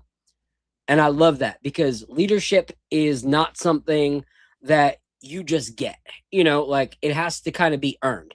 You know, I think of, you know, the movie Mighty Ducks, one of my favorite, you know, series of all time as a kid. And there were times where Charlie had to earn that from his team because he didn't show leadership capabilities. So even though he wore the C, they weren't willing to follow him. But Jalen Brunson wore the C boldly and proudly last night. What are your thoughts, Al, on Jalen Brunson and his performance last night? He reminds me of Derek Jeter. Like, that's the kind of leader that he is, right? He's all basketball. He's never in any stupid off the court like issues or storylines or any of that stuff, right? Like, the dude is just a basketball player. He leads by example. He's not like a big rah-rah guy that's going to be giving crazy speeches. He leads by example. Everyone sees his work ethic, and it's infectious. And everyone else, you know, becomes, you know, a workhorse, a gym rat, because they see that the best player on the team is doing this. So I better get in line. You know what I mean? So that's the kind of leader he is. I think he's great. I think he's the best leader New York has had, you know, since Derek Jeter. I did also want to call out that Jalen Brunson is averaging 10.3 points per game in the fourth quarter this finals. That is second most in NBA Finals history. And his shooting splits in the fourth quarter are 49 field goal percentage, 62% from three. That's insane. And 87% from the free throw line. Unbelievable. So, like, talk about a leader. This guy's like, get on my back and I'm going to get us across the finish line. That is an amazing leader. My captain, my captain. Let's go, Brunson. I love it. All right, Apollo Reed, what are your thoughts? I mean, since we got him, like we knew he was special, but we didn't know he was this special. But just looking at him every single game, like we were down in that game last night, and there was a moment in the second quarter where the only person that did not give up, you could see it in their body language, was Jalen Brunson. Yeah, he didn't care. Yeah, he had that look on his eye, and that is the thing. If I really trace back to when I started to feel like I think they're gonna come back, it was when they were down by, I think it wasn't even when they were down by 29 yet. It was before that. It was in the second quarter. I think they might have just been down by 20, 22. And he had his hands on his knees and he just had this look in his eye. And I said, I recognize that look. Yeah. I've seen that look before. Yep. And he just said, all right, if you guys aren't going to do it, just give me the ball and move. And that's sometimes people hate him for it, but I would rather have that guy that you got to reel in than the guy that you got to hype up. You know what I mean? A lot of guys just don't have the ability to take their game to the next level, especially when it matters. Like this dude's doing things that Jordan was doing. You know what I mean? Like these numbers are not lying. He's the most efficient clutch shooter in the playoffs in NBA history. Yeah. And ethical. Don't leave out the word ethical. Ethical. And it's, you know, and because most of it, he's not taking these threes. He's not Steph Curry. You know what I mean? He's getting to the sure spot on the floor that will always get you the highest percentage of shots that he can take, especially at his size, and that's at the mid-range. Every great scorer that we've had in this game had a mid-range back, except for Steph Curry, really, honestly. He didn't need one. But every single one of them have a mid-range game. You talk about Kevin Durant, you talk about Jordan, you talk about Kobe, AI, all of the guys that are the top scorers that this game has ever seen, they are really, really, really efficient mid-range scorers. And he continues to prove why he is the leader. He's super humble. He doesn't want the accolades. I truly don't even think he cares about winning finals MVP. You know what I mean? I just honestly think like the dude wants to win and prove everyone wrong. That chip on his shoulder has not moved. I don't know what they glued it down with, but it's not going anywhere anytime soon. Like the dude just will not forget anything. So to have that kind of guy who can put the book bag on and be down 29, like I said to my wife, I'm like, if there's one team, and I've said it multiple times throughout the series, that's not the guy you want to piss off. You know, he's not the guy you want to get mad, because you just leave those guys alone. And you know, ever since that I'm in your head, boy, thing that Wemby did, it was a switch that was flipped. You know what I mean? And shout out to Mitch for that. First of all, I love Mitch for that. I love that he did that. It was a taste of the 90s, and I wouldn't take it back for anything. You know what I mean? Since that moment, the Knicks outscored the Spurs 87-69, and Wemby went 4 for 17 from the field the rest of the way. Since that moment, I watched the game all over again, and there was a guy that stood up when Mitch did it right on the sidelines. It was applauding Mitch for the check to the neck. I was like, that's my guy. All right, so real quick before we bring up Clint, I do want us to give our thoughts and our takes on the small batch that we sampled before, so that when Clint comes up, he can tell us if we're right or if we're completely ignorant and that we should have never tasted those things. We'll let Clint, tell us what he thought. But what do you guys think about the small batch? I think it was good. It has your traditional. I have to pour it again, honestly, but traditional, like your caramel and getting some fruit. I'm not sure if it was like a green apple kind of taste that I think that I was getting, but no, not red apple. It one of those two. Either way, really good. It was really good pour, and I am going to be using this a lot more often when I'm not on the show with you guys. All right, Apollo, what were your thoughts? Oh, that was Apollo. I mean, Al. Shut up. I think it's very good. It's a well balanced drink, easy to drink. It has the typical like vanillas. I would say I'm getting a lot of vanilla and then that typical rye spiciness. It's not. I would say it's about maybe like medium spiciness. It's not like very spicy, but the sweetness is nice on this. The proof point is nice on it. It makes it easy to drink. It's. I would say it's a little on the sweeter side for some people that may not like, sweeter drinks. I think this one's on the sweeter side, but I like it. That it sips really nice for me. What do you think?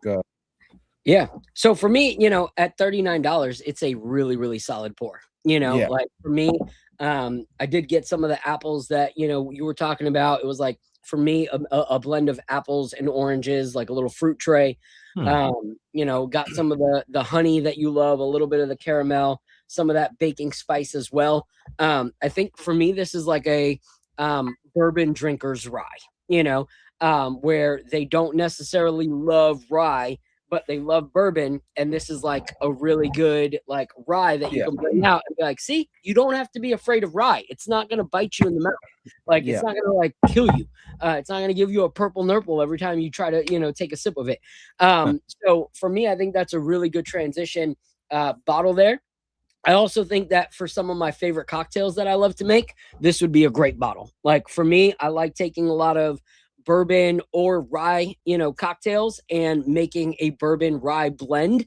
But I feel like I don't need to blend a bourbon and a rye for something like this. I feel like I can make some of my favorite cocktails like a fancy free or an old fashioned or a Manhattan or a Boulevardier or, you know, a Southern Sunset or something like that. I can make those cocktails with this, and I don't need to blend a bourbon and a rye because you get a bourbon type sweetness, but still you get that rye spice. So I think it's a great transition. So without further ado, we're going to bring up Clint. And once again, when it comes to the cocktail industry, I don't know if Clint knows anything about basketball, but I don't really care. We're going to talk basketball and we're going to talk whiskey with him, and he's just going to enjoy it, and he's going to tell us more about Sagamore.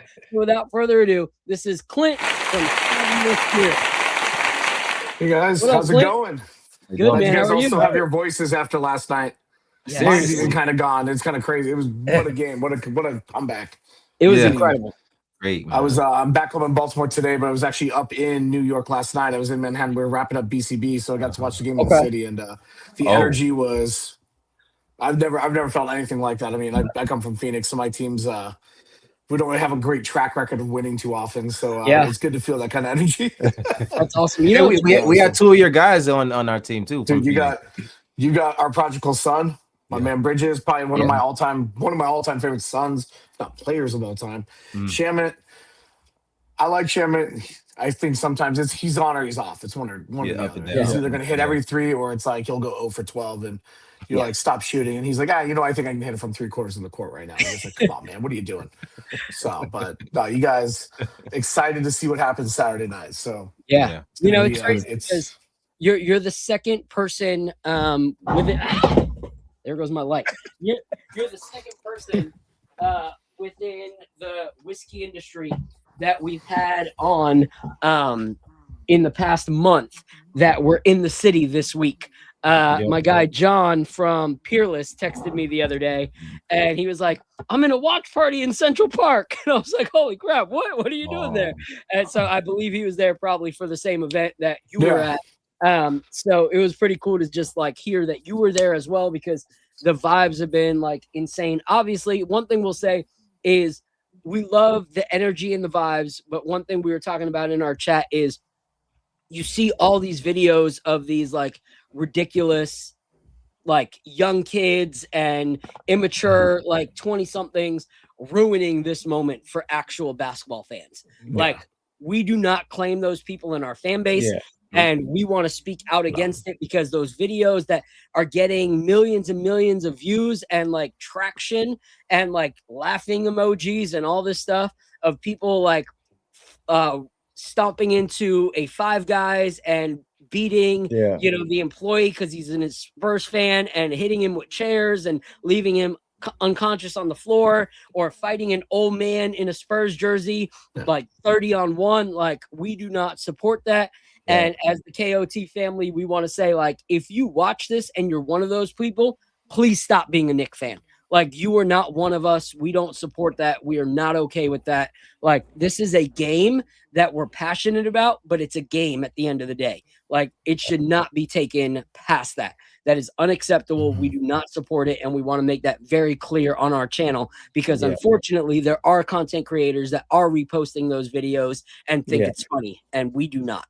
So I don't even repost or like comment back on any of that stuff saying this. I don't give it the time of day because they want you to repost it, right? That's the whole reason they do that stuff. So I don't even, I'm glad you didn't even put any of that stuff up on the screen, but I'm glad that you addressed it because it's kind of like a little bit of a dark cloud over the Knicks right now when everything should be so positive as to like what this team is accomplishing right now. So anyways, glad you said it. Yeah. Perfectly said. Thank you, Phil. Yeah, of course. All right, Clint. So let us know your role within Sagamore. And let me know if I was completely out of pocket with, the MGP versus your guys' current distillate. Yeah, no, we'll definitely kind of dive deep into that part there. So my role, I'm the global advocacy manager. So best way to say it is global brand ambassador for the company. Been with it will be 2 years, I think like 2 weeks. It's like right around 4th of July. Will be my 2-year anniversary with the brand. So exciting times. The logo that you guys had up before, we are actually in the process of rolling out our new branding, our new logos. So if we do this call again a year from now, it'll actually be Sagamore Whiskey over Sagamore Spirits. Okay. So we're changing the names, getting all that in. End of the day, when we started as a company, we didn't know what the direction was. The spirit sounded good, but we make whiskey. We're going to make whiskey. That's all we're going to do. So we're changing it up. We'll keep the shield, the Sagamore Rice shield hard on it. Switch into a little Baltimore love on it. That's what we are. We're Maryland style rye. We want to be, if you go back historically to 1750s all the way through to Prohibition, Maryland style rye was big. It was its own thing.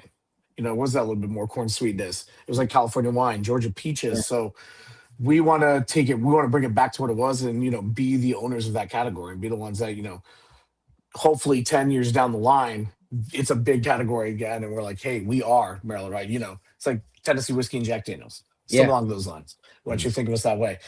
But no, you weren't off on the time. The timeline was a little off, but also it's my job to know all of that, not yours. So great job with it. You actually took a pretty good stab at it. We started in 2017 is when the distillery actually opened. Okay. So we started distilling at that point. 2013 was the company's birth, but you were dead on. Obviously, it costs a lot of money. You can't start distilling and then just go, hey, we'll just wait 6 years and see what happens. Yeah. Hopefully it's good. Yeah. So in the early days, we did work with MGP, Ryan Norwood, our master distiller, sat down with them and worked out what our recipe looked like. We do a double mash bill, which I'll get into a little bit more in a second. But the idea was to learn how we wanted to make it. So we were able to start implementing it as we went. So in 2017, we went live, started producing our own. About 4.5 years into that, we were able to start integrating some of our own whiskey in. But the plan was always to ultimately be where we are now, where we're pretty much completely, with the exception of a couple of things, we're completely turned over to producing in-house. Awesome. So we probably did small batch was the first one. That had to be 24, probably early 2024. We switched over just because that one 4 to 6 years. Last year we got to the cash strength, which is a 7-year minimum now. 100. We kicked up a lot of them when we switched over too. So our old small batch, which is the first one you guys are doing, that used to be 83 proof with MGP. We decided we like it a little stronger. So we kicked it up to 93 proof. And I agree, exactly. There's some lines that threw out there that I use. So I was pretty excited to hear that. Al, I think you said is, the bourbon drinkers rye kind of remind you of Phil, might have been one of you. That's actually something I say all the time. It's kind of like I jokingly call it a gateway rye when you're getting into it. It is because we do that little bit of corn to it, gives it that little sweetness, which is stylistically what Maryland rye was. Yeah. It's going to be a little sweeter on the palate, Green apples, Paul, you brought that up. Great note right on the bat. Those are the flavors you get. You are going to get some of that fruit. You'll get some of that spice, but it's not it doesn't kick you in the face as hard. It's kind of like you get the spice initially, but then just finish as well. And then Phil, you started talking. The first thing out of my mouth is, where did he work? Because you just started rattling off classics like it was going out of style, man. Jesus. I bartended for 20 years. I'm like, God, these naming drinks I haven't made in 10. So it's like, good for you on that. But yeah, guys, I mean, let's, small batch. We can jump right into that. Let's get a little liquid on lips. So we had the small batch, which we love. Yep. Okay. Let's talk. What would you want us to explore next? The high rye or the 10-year? Let's start 10-year. I don't have a bottle of 10-year to show you, but something cooler is I got this little charm right here. Nice. So at this past week in New York at the New York Spirits show, we got double gold for the 10-year. That's It's awesome. kind of hard to read it. Yeah, I haven't made it back to the office yet. I got home that late today, so figured I'd show that off. You guys have a bottle. I've got a little trinket, but awesome. All right, so 10-year, let's go to that 10-year. And as we sip it, we're gonna enter into our next little segue of Knicks talk while we chew on this and make sure that we actually figure out what we're tasting, and then we'll throw it back to you. So for the non-whiskey drinkers in there, we're back to Knicks talk for a few minutes. But do try this whiskey because it's absolutely delicious. But this is a segment that I'm extremely ecstatic about. And I think that we're all on one accord. When I hit up the guys, typically we'll say like, hey, what do you guys want to chat about? And one person will have a thought. We'll be like, oh, okay, yeah, we can do that. But then there's sometimes where there's topics that all of us are like, yes, of course that needs to happen. That's exactly where we want to take this. And that is OG for MVP of the finals. I think last night solidified that. I know earlier in the series we were like, could it be Cat? And everything like that. And no knock to Cat, but Cat has kind of, not been able these last two games when the Spurs, started coming at us a little more, was not really able to rise in certain situations. But OG has been the most consistent, and he may not get as much attention as Jalen Brunson, but that's because he's more of a quiet player. He's always been that quiet player. But his impact on this finals run is honestly impossible to ignore. Like last night, he came up huge for us on both ends of the floor, knocking down big shots, making timely plays, and taking one of the toughest defensive assignments all game long. That's one thing that OG has consistently done in the playoffs, especially in the series, is taking on the toughest defensive assignments. And so while Brunson drives the offense, OG has kind of been the most complete two-way player that we've seen throughout the series, consistently guarding their best scorers, still providing key scoring for us, momentum shifts, changing plays. And if the Knicks finish the job and win the title, Anunoby definitely deserves to be in that finals MVP conversation because of how he affects every single part of the game, not just the offense or the defense. Even when it doesn't always show up, like we say, in the box score. But last night, it actually did show up in the box score.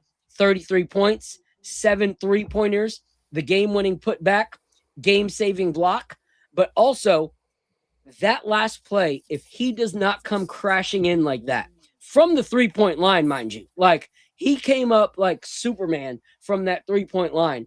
If he does not tip that in and we just get a rebound, there's no guarantee we get a shot off. There's no guarantee that they don't get the rebound.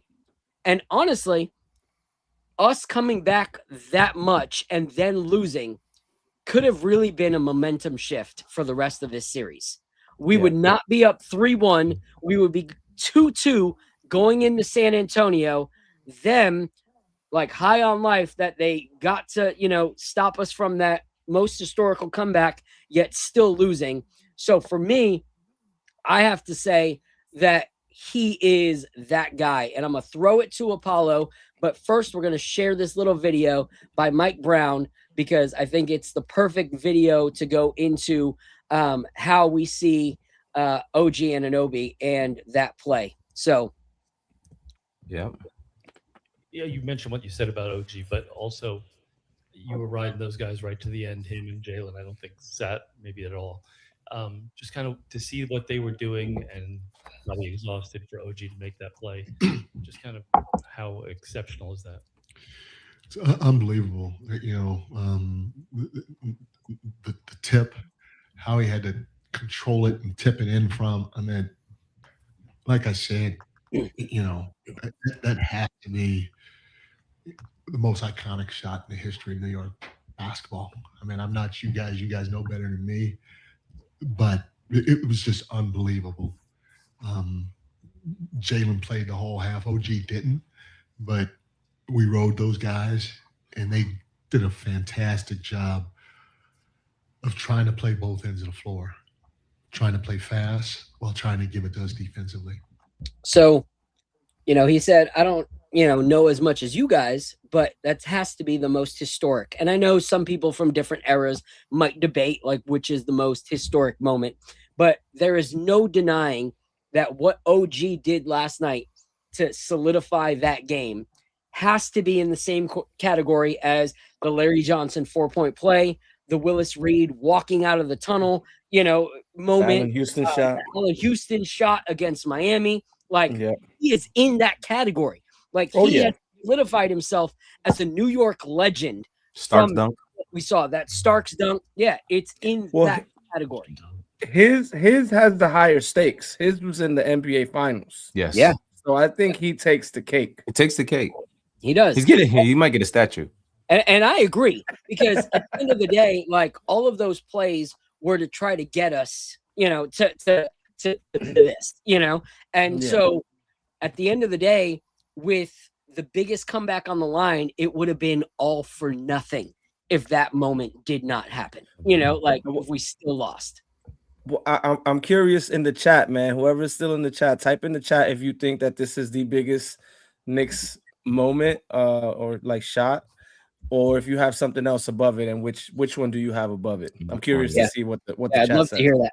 So there's 225 of you rocking with us right now. We appreciate each and every one of you that are here supporting. If you're on Instagram or Twitter, please move your little butts over to YouTube, hit that like button, hit that subscribe button.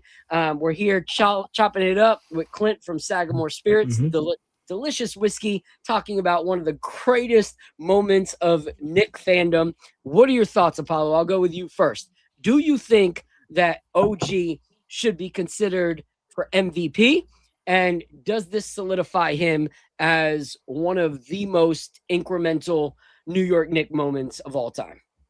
I think definitely. I think when you look at the Warriors and Andre Iguodala winning that one, you look at who else was it? I just had him tip of my tongue. But either way, two-way players. Two-way players are usually the guys who can deliver on both ends of the floor, and not just be a scorer, but to also deliver everything on the other side of the ball. In Mike Brown's presser, he actually talked about him challenging OG to get the offensive rebound. Yeah. Which, and even Mitch joked about it during his presser. He said something about he actually grabbed an offensive rebound, which is it must be a running topic. This must be something that they talk about during film sessions. And for him to make that play at that time, I think that play alone elevates him into Finals MVP conversation. He had a big game, great. You know what I mean? That big block on De'Aaron Fox. You know what I mean? Great. But that tip-in could have won us the NBA championship. I think that is a really, really important play to end that game. I'm sure, they lost the 29-point lead. As much as we should give them praise for coming back and being resilient, they deserve as much, I guess, hate for losing that lead and allowing us to come back and allowing that to happen. But that play is game defining. No one will ever forget that. Everyone was watching that. This entire country was watching that. And they kind of, someone, I forgot exactly who said it. But I was watching some media stuff earlier, and somebody mentioned like it was like MJ and Pippen. You know what I mean? You had one guy out there willing to defend the best player, and do all the dirty work, and still deliver on the offensive end. And then you had one guy who's just clutch, who's just taking it to him all game long. You know what I mean? And that's it's just so important to have that sidekick. If OG doesn't step up that game, we're not here to. First of all, our vibe will be completely different right now. You know what I mean? But just for him to, and he even spoke about when he was on the Raptors championship run and he was hurt and he couldn't contribute to that team, but him being in that locker room and seeing what they went through every day, the work that they put in, seeing what Kawhi did and all these guys and Pascal and how they contributed to that win. I think a lot of experience, like, we talk about experience a lot. We don't realize how much experience a lot of these guys on this team have. And OG is one of those guys, man. He's really been just lights out. He's shooting the ball at a supremely high clip. What is he, 10 for 15 this game? He was 10 for 15, 7 for 9 from the three-point line. It's just ridiculous, the kind of game that he was having. Of course, he was a -1. It's because he's in the game with a lot of those, the minutes that they were losing. But just so important at very crucial times of the game. And, for him to see that he wasn't being guarded and to take on the challenge of going to go get that offensive rebound at that time, I think that just solidifies him as the Finals MVP. If he even has, if they win next game and he just has a good game, he doesn't even have to have a game to the level as he did last night. But if he just has a good game, I think that he locks himself in for Finals MVP for sure. Yeah, you know what's crazy? I'm gonna throw it to Al in a second, but comments like this make so much sense. By far the biggest.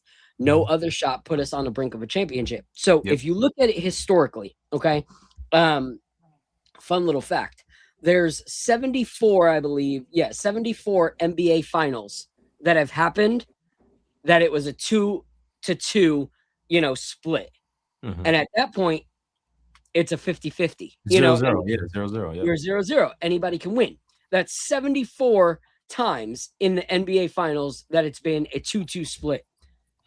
There's only one time in NBA history that a team has come back from a 3-1.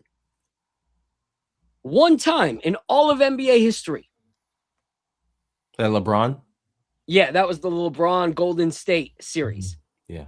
So for OG to get us from a 74 happens often 2-2 split, 50% chance of winning to a one-time ever 3-1 scenario.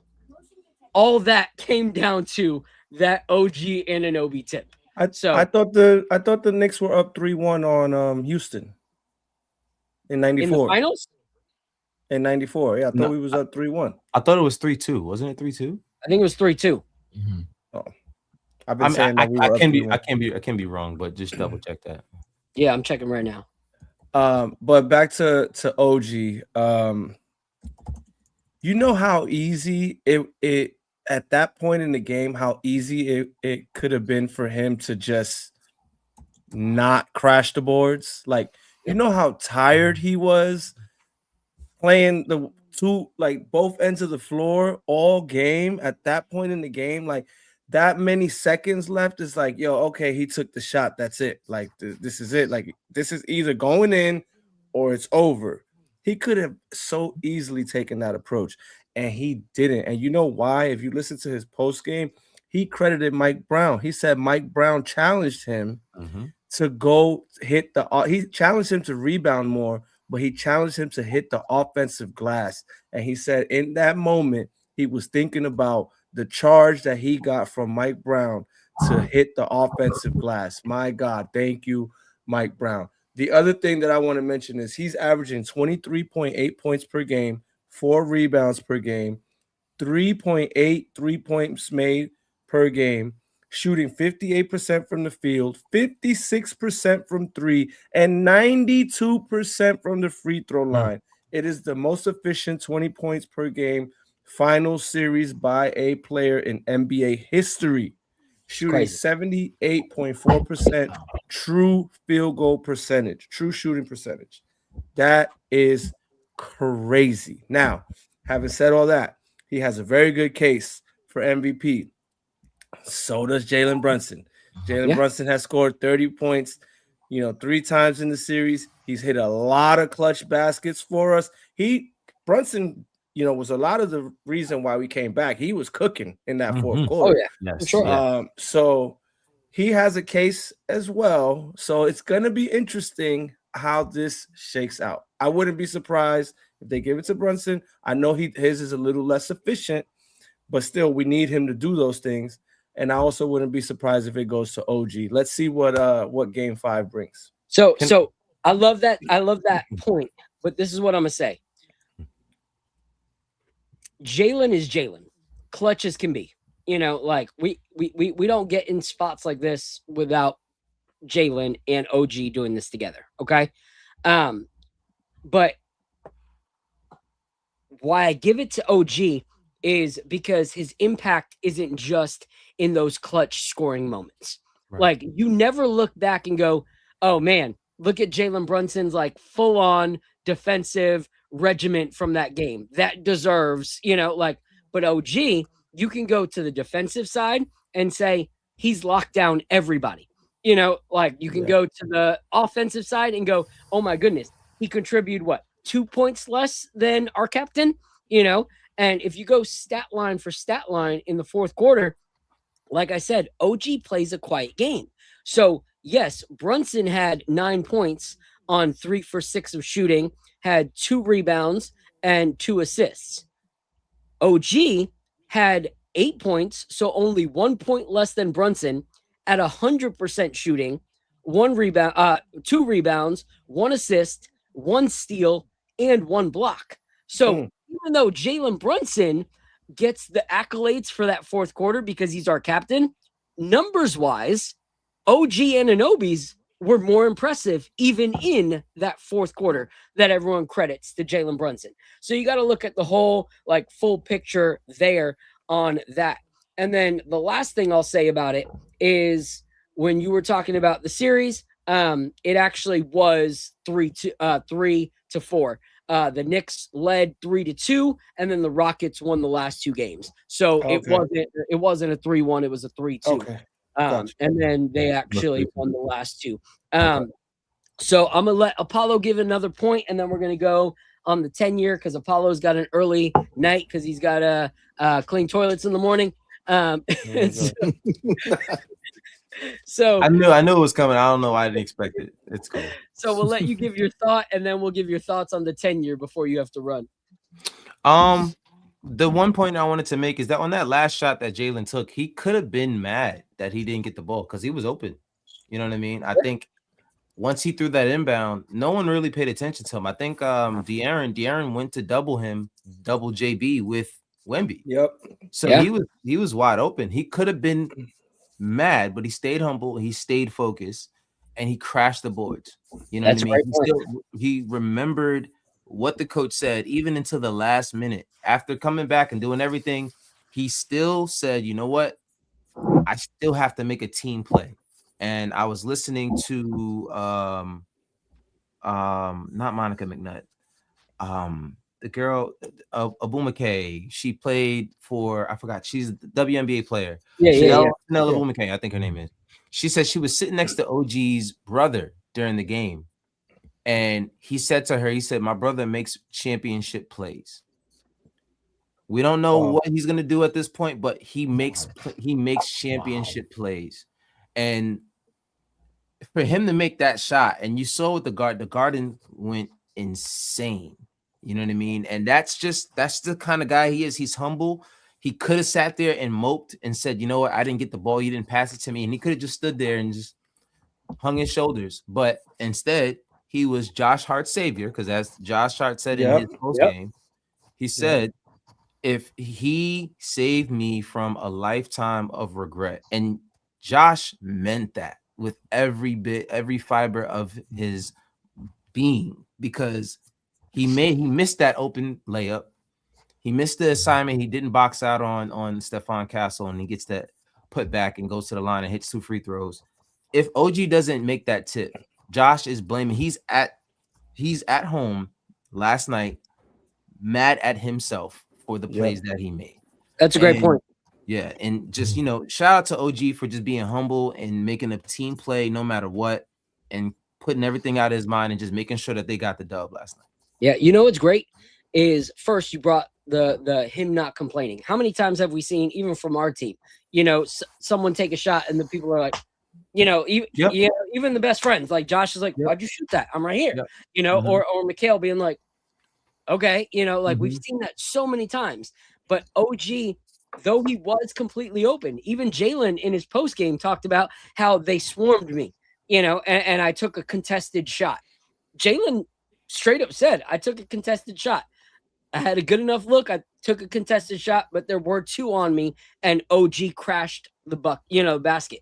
Yep. That is true basketball IQ.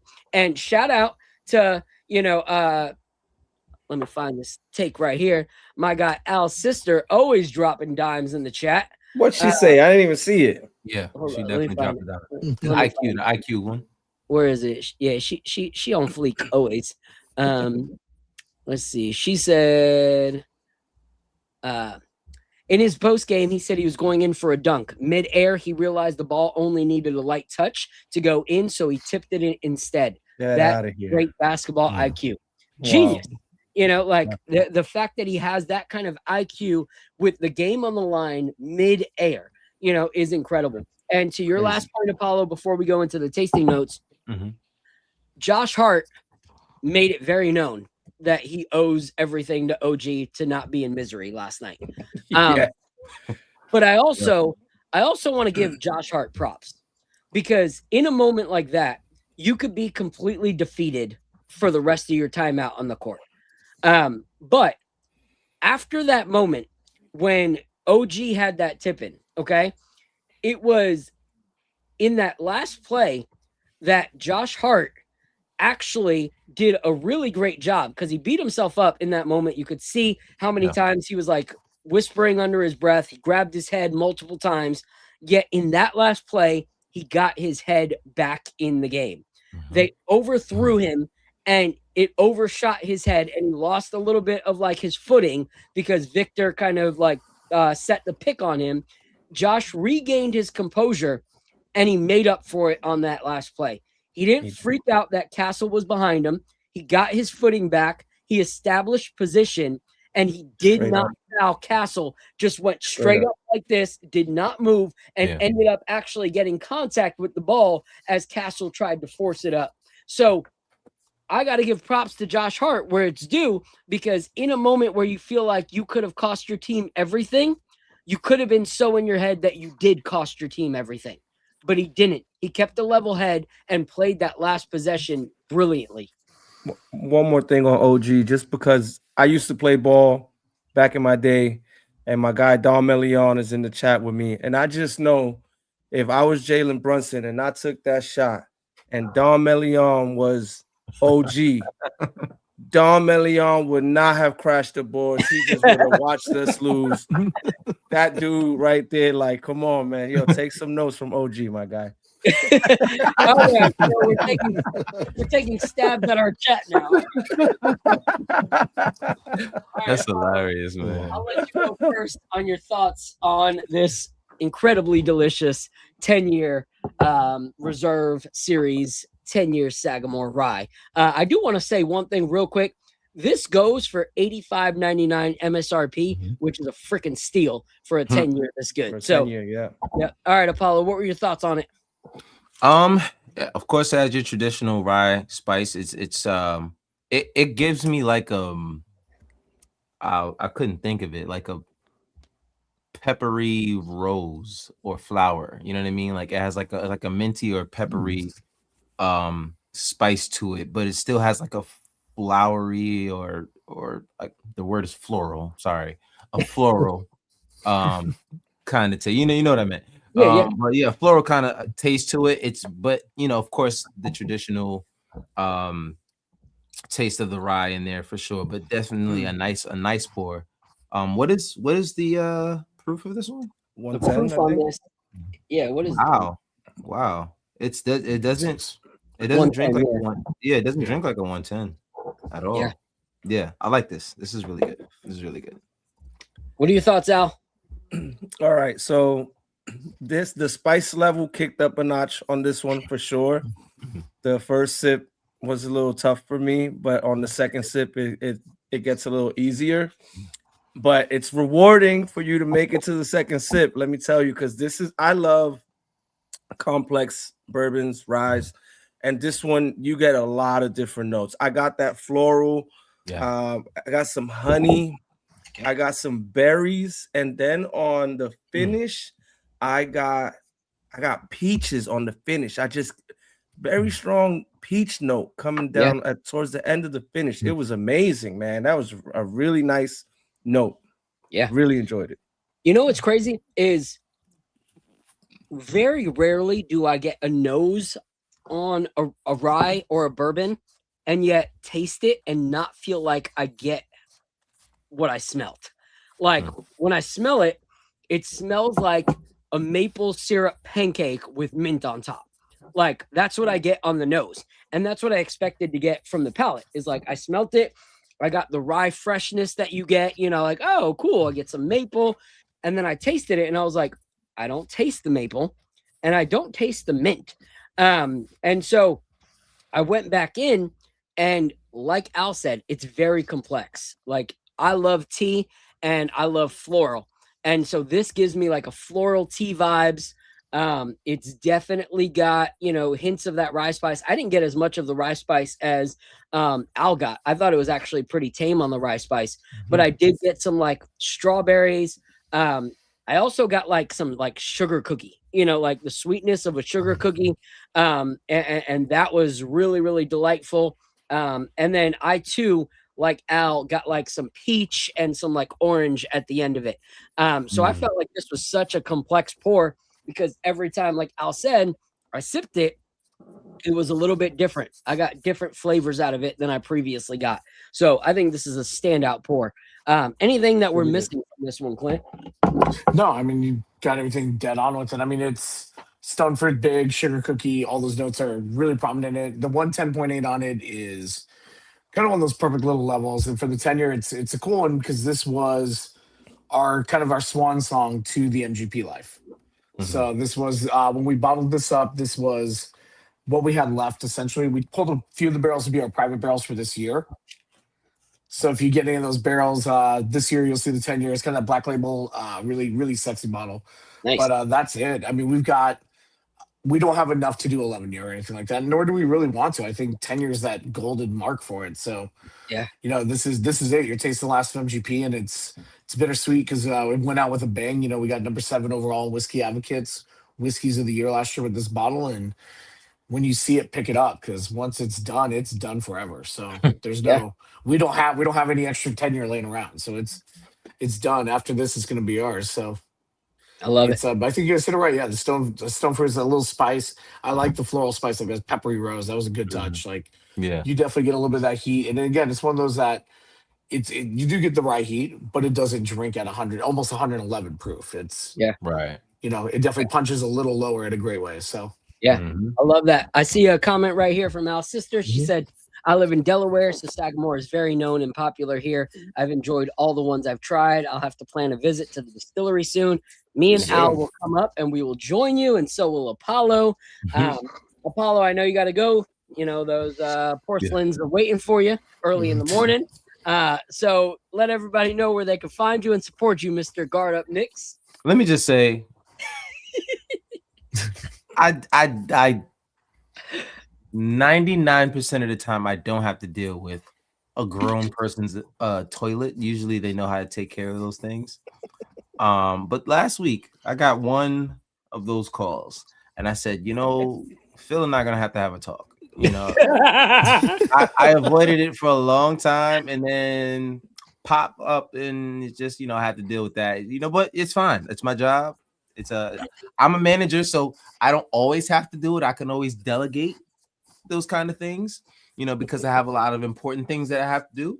But every now and then I gotta get in the mud. No pun intended. I gotta get it out the mud, But you can find me at Guard Up Knicks everywhere, man. On Twitter, Instagram, Facebook, YouTube. Shout out to you, Clint, for these great pours. What else I gotta say? Knicks in 5, man. Knicks in 5. Let's finish it on Saturday.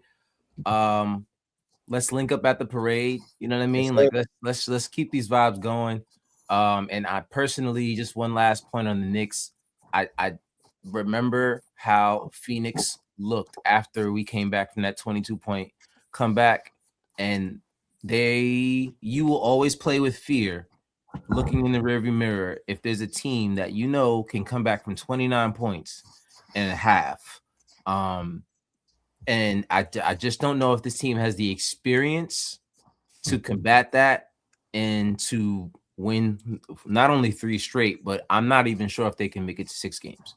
So hopefully Saturday we take care of business. These guys have focused. I'm hoping Josh has one of those games where he reminds everybody why we love him so much.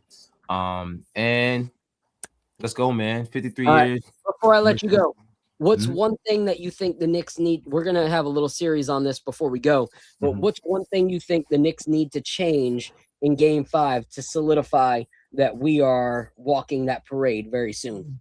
Turnovers. Take care of the ball. Take care of the ball. Same thing. The last 2 games, back-to-back games with 13 turnovers. Can't happen.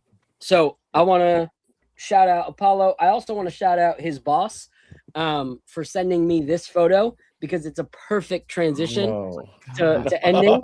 No way. What you got going on now, man? No way. Is they need to clean that crap up. All right. The Knicks, when it comes to the turnovers, the Knicks need to clean that crap up. All right? First of all, AI, I would never disrespect this hat like that. Ever. Never. But this is great. This is great content, man. Let's clean that crap up in the next game. Let's get that W. I love you, bro. Appreciate you. All right. Later, peace, Apollo. Have a good night. All right, everyone in the chat, we got an open panel right now. I just posted the link. If you have any thoughts on any of the things that we have been talking about or we are going to talk about, please come on up. We have one more pour with Sagamore Spirits that we're going to pour right now. And as we sip on it and enjoy it, we're also going to talk about the next topic. But I'm excited for this because this is a new product. And anyone who knows me knows that I am on a freaking giant high rye kick. That's the official bottle right there. Holy crap.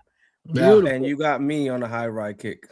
Yep. When does that drop? Has it officially dropped? Not yet. So I got my samples sitting on my desk today when I got back into town. I stopped by real quick to grab this because I knew they were going to leave it there on my way in. But yes, the high rye bourbon will be hitting shelves roughly July 1st. We should start shipping it next week. So okay. And what's MSRP on this one? It's an LTO, so it's going to kind of range somewhere anywhere in that 60 to 80 range. I would say it'd be the safest spot to find it. Maybe a little bit less. I mean, we're doing 1,500 cases across the U.S. It's not a full-time release. It's going to be a limited. That's kind of our plan with it. So get it while you can. 108 proof.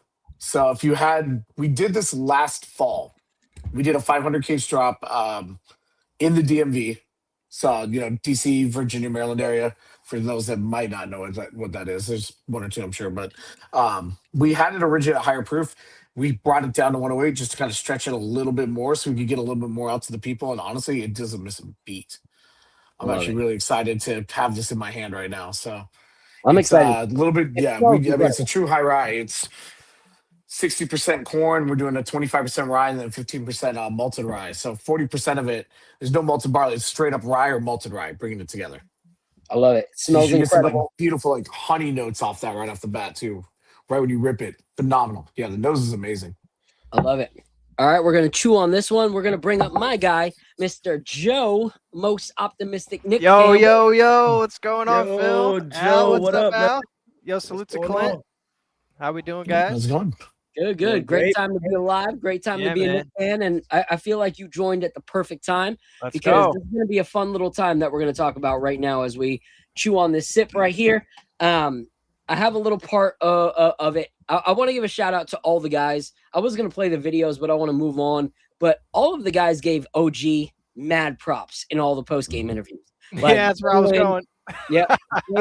Josh, Mikhail, they all gave their props to him and how he is a superstar.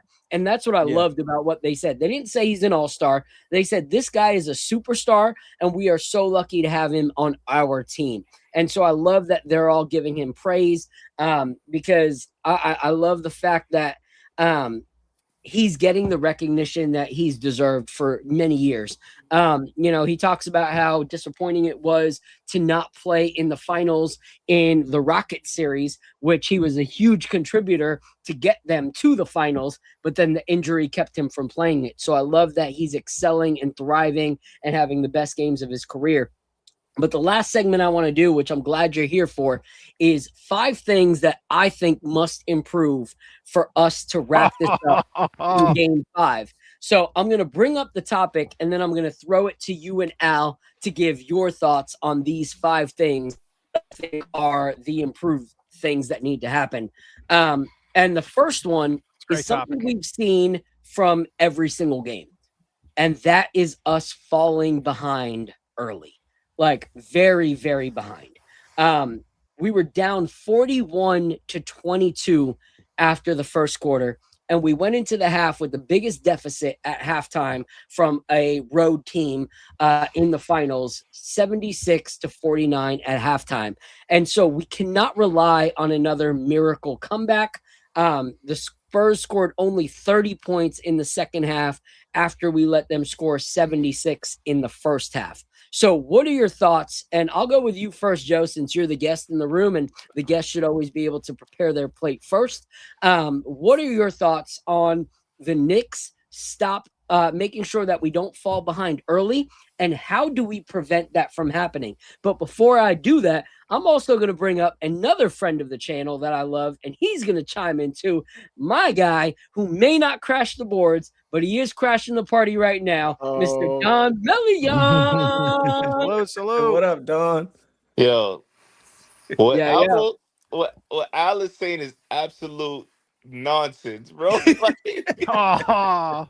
Y'all fell right in for the trap, but it's all good. Man. All right, It's Don, all good. I'm gonna be honest because I wouldn't make these jokes early when Al first came on, but now that I love Al and Al's like family to me, I kind of look at Al and I go, but would you crash the boards? You know, after knowing Al as long as I have and building that relationship, I'm like, maybe he's calling Al, calling Don the Al of the group. I don't know, but we're gonna let you go next, Don. Phil, I'll touch down and you'll see why this is not true. Like in physicality, you'll see why this is not true. But fellas, I appreciate you as always. Clint, I wish the best for your brand. Amazing time, man. Like what WTF? Because I'm gonna keep it clean. Well, stick around because I'm gonna have you give your take on this question next before I let Al go. For sure. So, Joe, what are your thoughts? Like, what do we have to do to prevent this late start? Because last night was crazy, but we can't rely on that. Yeah, for a long time, we've been coming back from these games down 20 plus. And, like you're saying, we can't rely on having to come back. But I want to give a salute to Mike Brown because he's got our guys prepared mentally for facing adversity. And that's the first thing, when it comes to coaching. But when it comes to these, these slow starts, I want to see better perimeter defense, man. We're leaving guys wide open. Champagne's getting free looks. Harper's getting free looks. When we're rotating in our defensive sets, it's like that last guy's getting the ball and we're just a couple steps late to the party. So, I want to see us play a lot better on defense, especially around the perimeter. But another thing, I think our offensive sets could be a lot better, man. I've seen us do the off-ball screens. I've seen us moving in rotation. I've seen us get in the lane and beat our defenders, create those advantages, right? Whether it's a lob to Mitchell Robinson or we're setting Cat up as a hub to make, that pass in the lane for Mikal Bridges or OG Anunoby. Like, there's stuff in our bag that we can do that we're not really executing on right now. So, like, I feel like we're playing below our standards and we're still pulling out these wins. Granted, we're down 29 points. We have to have the mental fortitude to come back from these games, and we're doing it pretty well. So we got to give our guys salutes to that. And, OG coming out of nowhere, man. Absolutely fire. That's the eye of the competitor, man, to be able to follow up on a play and make a big time play to save the game. Big ups to OG, man.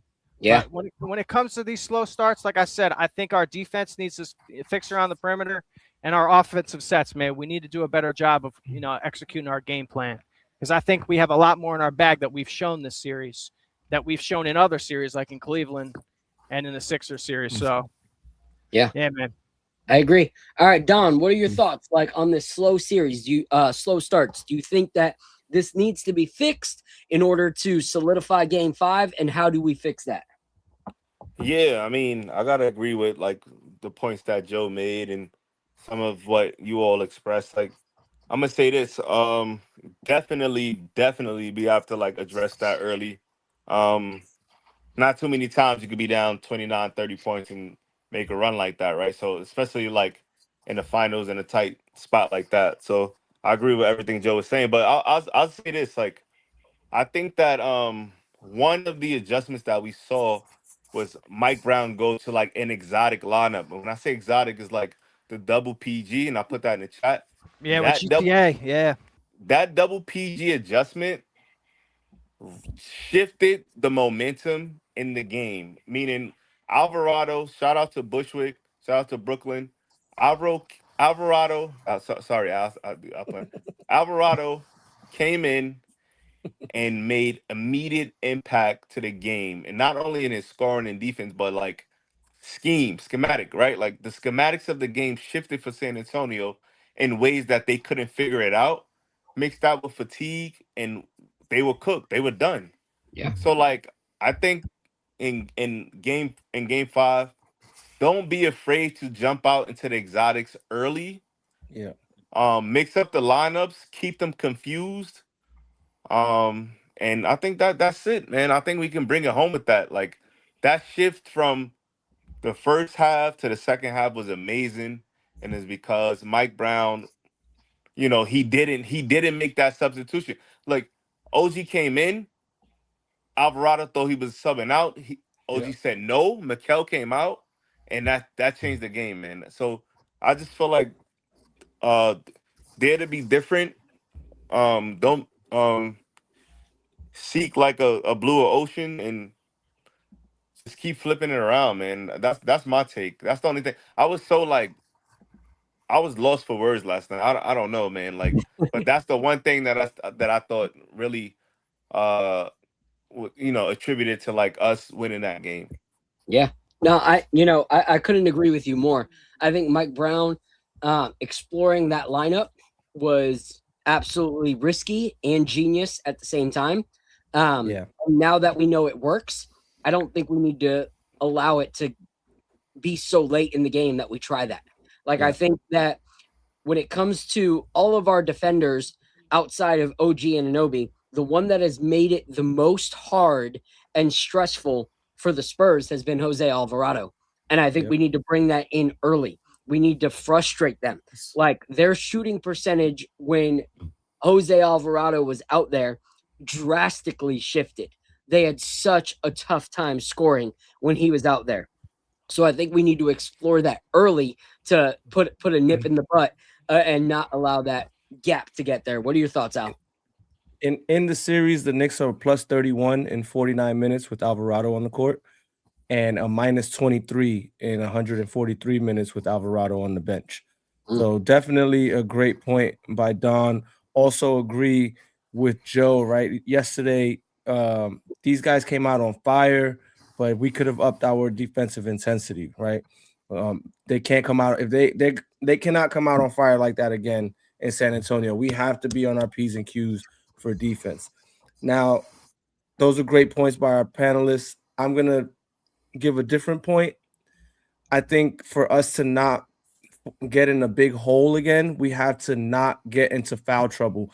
These last 2 games, we had starters in foul trouble. We had Cat pick up 2 fouls yesterday, and the game before that, we had Mikel pick up 2 fouls. And actually, the game before that, I think Josh was in foul trouble. He picked up 2 fouls in the first quarter. So I think that'll be key, especially because we are going to be in enemy territory in San Antonio, where we probably are not going to get a favorable whistle. So the guys need to be really careful with how they play defense in that first quarter. Yeah, I love it. And I agree with you on the fouls. I think, unfortunately, when you look back at the footage, some of those were not fouls. So it makes it hard to prep for a situation where you're kind of being put in a position that you shouldn't have been put in the first place. But now that we know how the whistle has worked all series, we need to prepare for that. Prepare for the whistle to be that way. So when you say, like, prepare for the fouls, I say prepare for the fouls that are going to get called that aren't fouls. Prepare that way. Prepare as if Cat is going to be on the bench. Because we all know Adam Silver wants this to go a lot longer in a series financially, and so do these refs because it's money. So you got to prepare for that. We'll go into one more take, and then I want us to go into the notes on the high rye and what we're doing. I had it in a different order, but I want to move it now that you brought that up. And this was going to be my number 3 point, but now it's going to be my number 2. And it's Karl Anthony Towns and getting him going earlier, which obviously means he has to stay on the floor. And whether or not we all agree that the whistle is complete bullcrap, he has to play with the mindset that the whistle's going to be bullcrap. Like, he has to take away any opportunity for them to perceive something and that they're going to try and make it look like it's something it's not. So he's got to be ahead of that curve. He was very impactful during the comeback, but we need an aggressive Towns from the opening tip.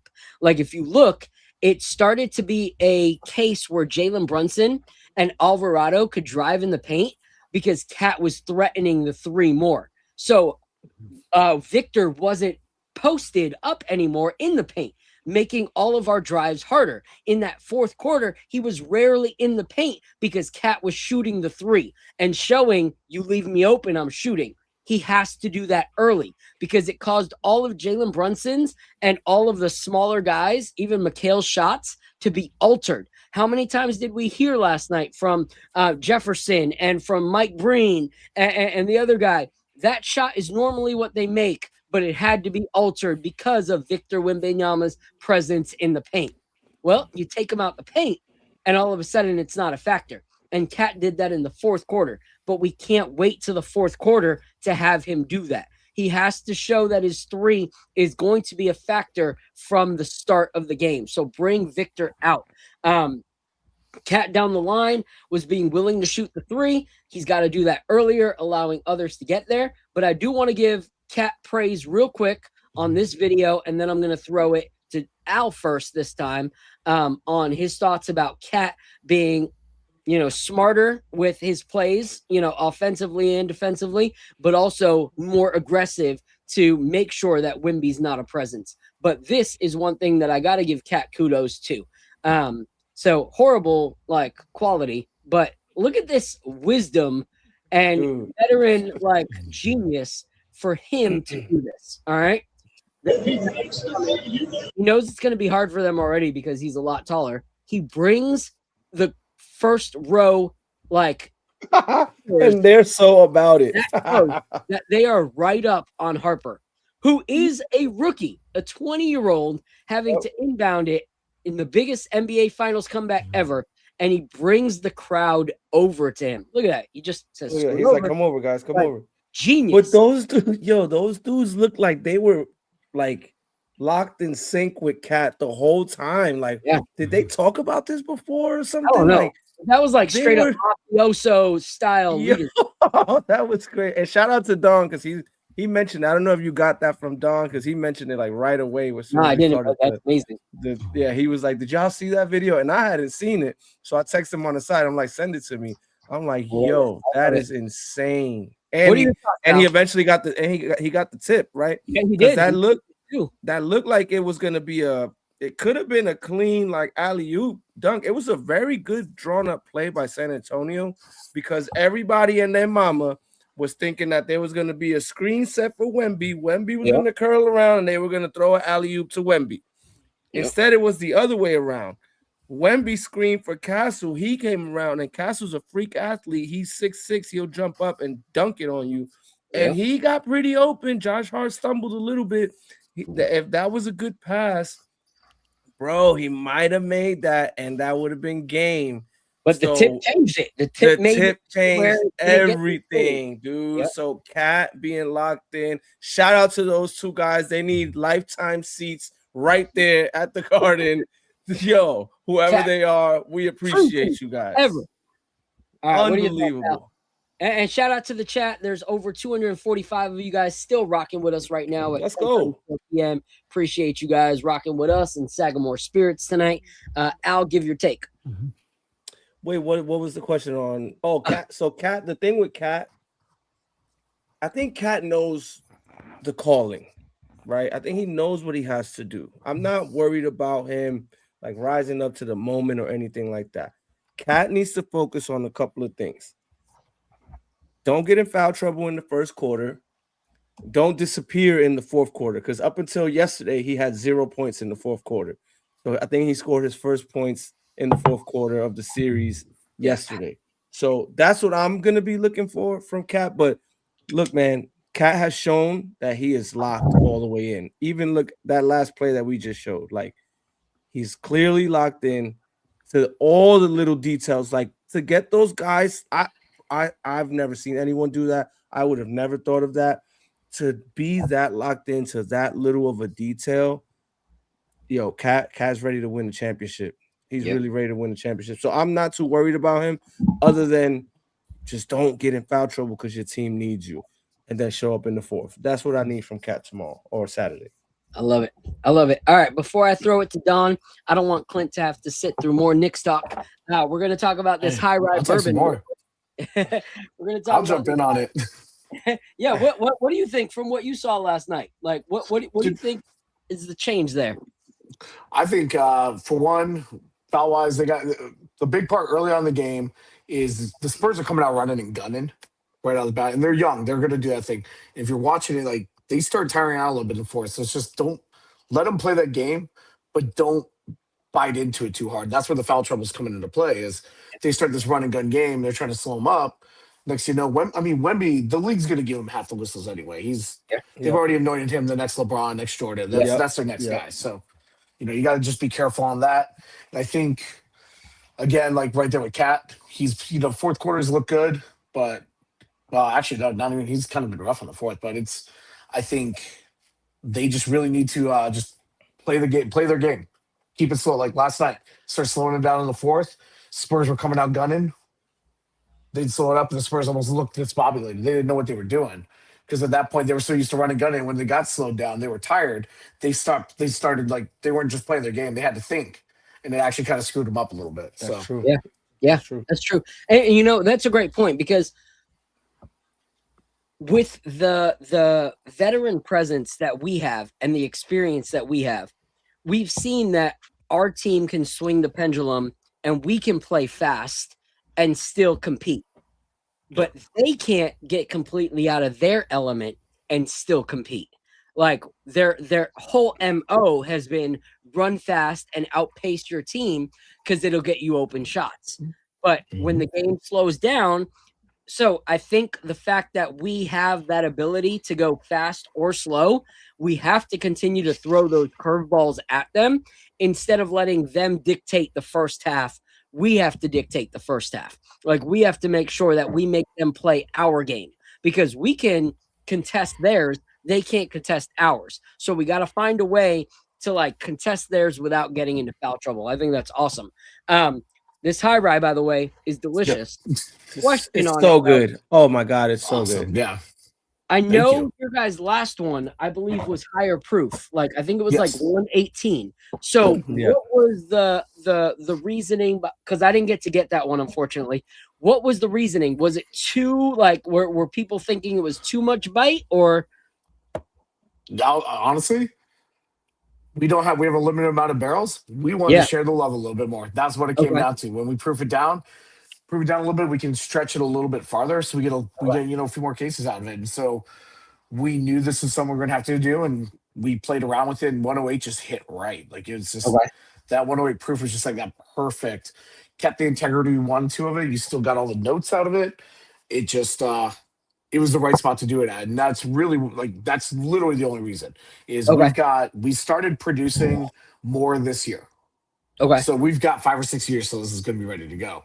So we looked at what we had for inventory because it was always an experiment. This was never something that, we're not planning on this being, next year in the core lineup. It's going to be an LTO every year. Kind of cool to collect these so you can see the differences. But with it was just, we wanted to get a little extra out of it. Everybody wanted it. And, so it was, can we get 1,500 cases out of it and share it with everybody in the U.S. was the plan. And here we are. That's awesome. So you've had both. So do you think that the tasting note shifted drastically, or is it pretty much the same thing, just at a lower proof? No, I think, when you change the proofs, you can get a little bit. I think at that 118, it was drinking a little higher. I think the corn, that initial corn hit was way more prevalent in it. Okay. But again, also with bourbons, I'm always, and it even goes with rye. I love that 100 to 110. That's kind of like my sweet spot with everything. I'll always drink a cask strength all day. I have no problem with that. I love cask strength stuff. I love high proof stuff. But I think you really get the best bang of bang for your buck on like the notes and everything you're gonna taste at that 108, that 105, somewhere in that range. It just really opens up a little bit more. You've got a little bit more water in the actual whiskey itself, so you're gonna get those different notes. A little bit more of some of those floral hits will pick up. A little bit more of that grain notes will pick up, and I think you just get a bigger, like bolder bouquet at 108 that you didn't get at 118. I love it. I love it. All right, I'll let you go first on your thoughts on this. I think it's absolutely delicious. I can't wait to pick up an actual bottle of it. Yeah, this is a must purchase, guys. If you see this out in the wild, you absolutely need to get it. Phil has had me on a high ride kick lately. So when I saw this, I got super excited, so much that I cracked it open before the show. So I already knew. Yes. I already knew it was fantastic. He's already read the whole paragraph. He's got stories on it. It's great. So. He actually drank the whole bottle. He's drinking something else right now to fake it on the show. No, I just poured the end. Guys, I get up to the city a lot. I'll bring it up for you. I'll bring some extra up for you. This thing is fantastic. I'm looking at the notes, man, and I'm curious to hear what Phil has to say, because he loves the orange note. Yep. And I'm trying to I feel like I don't know if I'm tasting the orange note. I definitely get that char oak in there. Does this have an age statement? No age statement? No, I'm sorry. Dice just scored. I've got my hockey game on in the corner too. I gotta apologize, guys. I lived in Vegas for all 6 years. Lived in Vegas where the Golden Knights started, so I actually follow them pretty heavily too. They're you good? Lose, though. 42. That's a minimum of 6 years. Right now, most of it's 6 year right there. So 6 years. Yeah. Yeah. So, but you get that char oak in there. At least I taste that. You still get, obviously it's a rye, so you get the spice, and it's a bourbon, so you get the caramel. You get this is funny that you guys put on the bottle brilliant cinnamon. Is there any story behind why you put brilliant cinnamon on there? We picked the most educated cinnamon we could find. We actually went tree to tree. We found the smartest ones. No, I think it's good adjective use, So. That's hilarious. I love it. Like, we didn't want dumb cinnamon on there. We wanted brilliant cinnamon. So Phil, what did you get as notes on this? Did you taste the orange? I didn't really get the orange, to be honest. And you know me, like I'm an orange sucker. Yeah, you love orange, yeah. So I looked for it, but I didn't really find it. But it didn't disappoint me. Because honestly, I feel like if I did taste orange in this, it wouldn't have blended as well with all the other flavors that I got from it. And so for me, not getting the orange was actually kind of a benefit. I got more of a like light caramel. I got maraschino cherries, which I'm huge on. Like I spend the $27 on a thing of maraschino cherries as opposed to the $8 other cherries, because it's that much of a like beneficial difference to a cocktail. And so I get that maraschino liqueur, maraschino cherry in there. I get a little bit of clove in there, which I love. And one thing I either love or hate in a rye is the mint. I feel like when there's too much mint, I'm like, this masks everything. I hate this. But when the mint is subtle and just like a refreshing, like cooling feeling, then I love it. And that's the mint I get from this one. It's perfect here. Yeah. It's just like an accent to all the other delicious flavors that are in there. So I get the caramel, I get the brown sugar, a little bit of vanilla, definitely the maraschino in there, a little bit of oak, and then the slight hint of mint at the end. I think it's just a well-balanced. It gives you the sweetness that you like, but enough of the like. So when I say caramel, I don't just mean like, like a thing of like caramel macchiato, Starbucks caramel, where it's just like, I had so much sugar that I can't have sugar for the rest of the month. But it's like one of those like salted caramels that you can get at like Trader Joe's, where it's salty and sweet at the same time, that it's enjoyable but not over.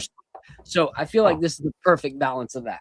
I was gonna say, I think the proof point on this is perfect. I think this is I never had the 118 one, but I would bet that I would probably like this one better, and I do like high proof things, but this is I'm a big fan of the 110 to 107 proof point Yeah. around there.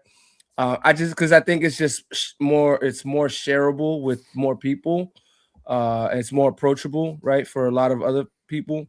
And I could see myself like sharing this bottle with like my brother-in-law, with my guy Don Melion, who's not really like a big bourbon guy, but like I think he would enjoy this kind of pour. Yeah, I love it. Awesome. I love it. Yeah. So, all right, Clint. So, obviously, you guys got the high rye bourbon. Before we let you go, is there anything else that's like in the pipelines that people should be looking out for? I mean, we will be doing the great thing about going Maryland style now, or being 100% Maryland made now, not just Maryland style, is we are getting ready to do our third edition and probably our largest release on a bottle and bond later this year. Nice. So that's been pretty exciting. This year, I want to say we're going to be 8-year bottle and bond. So nice. We've had some good bottle and bonds lately on the show, and I've been very surprised because bottle and bonds are usually like 100 proof, and I don't know. I guess I just never really expect much from a bottle and bond, but the ones that we've had lately, they've all been very nice flavor, like decent complexity too to them. So I don't know. Is that like something that's going on in the industry? Like people are starting to focus a little bit more on bibs. Everybody wants to have one just because it is that government controlled, center point. It's right there. Everybody, it's an even playing field. Everybody's doing it the exact same way because they have to. So it's a good way to just showcase what your whiskey's about and kind of compare it side by side, where you have the same proof with everybody. You have that same age statement with everybody. It's all, well, for the most part, as they get older, move around, but you have at least a minimum to it. So you have a quality that's already set. Yeah. And so I get excited with them just because it is kind of a fun way to really get in and see nuances from each brand and where they where their strengths are. So yeah. And bottle and bond, since like it became a thing, has been a consistent thing, across the board in the whiskey industry. But I think it's so cool because it really just like shows how unique a flavor profile is for every single brand. Like when you have to go through a certain requirement of like, it has to meet this to be your bottled in bond. Like it sets a level playing field for every single brand. And you kind of just get to see, okay, what does this brand bring to the table? When you have to meet certain requirements, like, is the whiskey good at this requirement? And I love that. I love that, certain brands to me shine in that. And I feel like certain brands don't. And it says a lot, about the whiskey that's in the bottle. So I'm excited for that for sure. That actually brings me into a question for Clint, if I could ask him a question real quick. Yeah.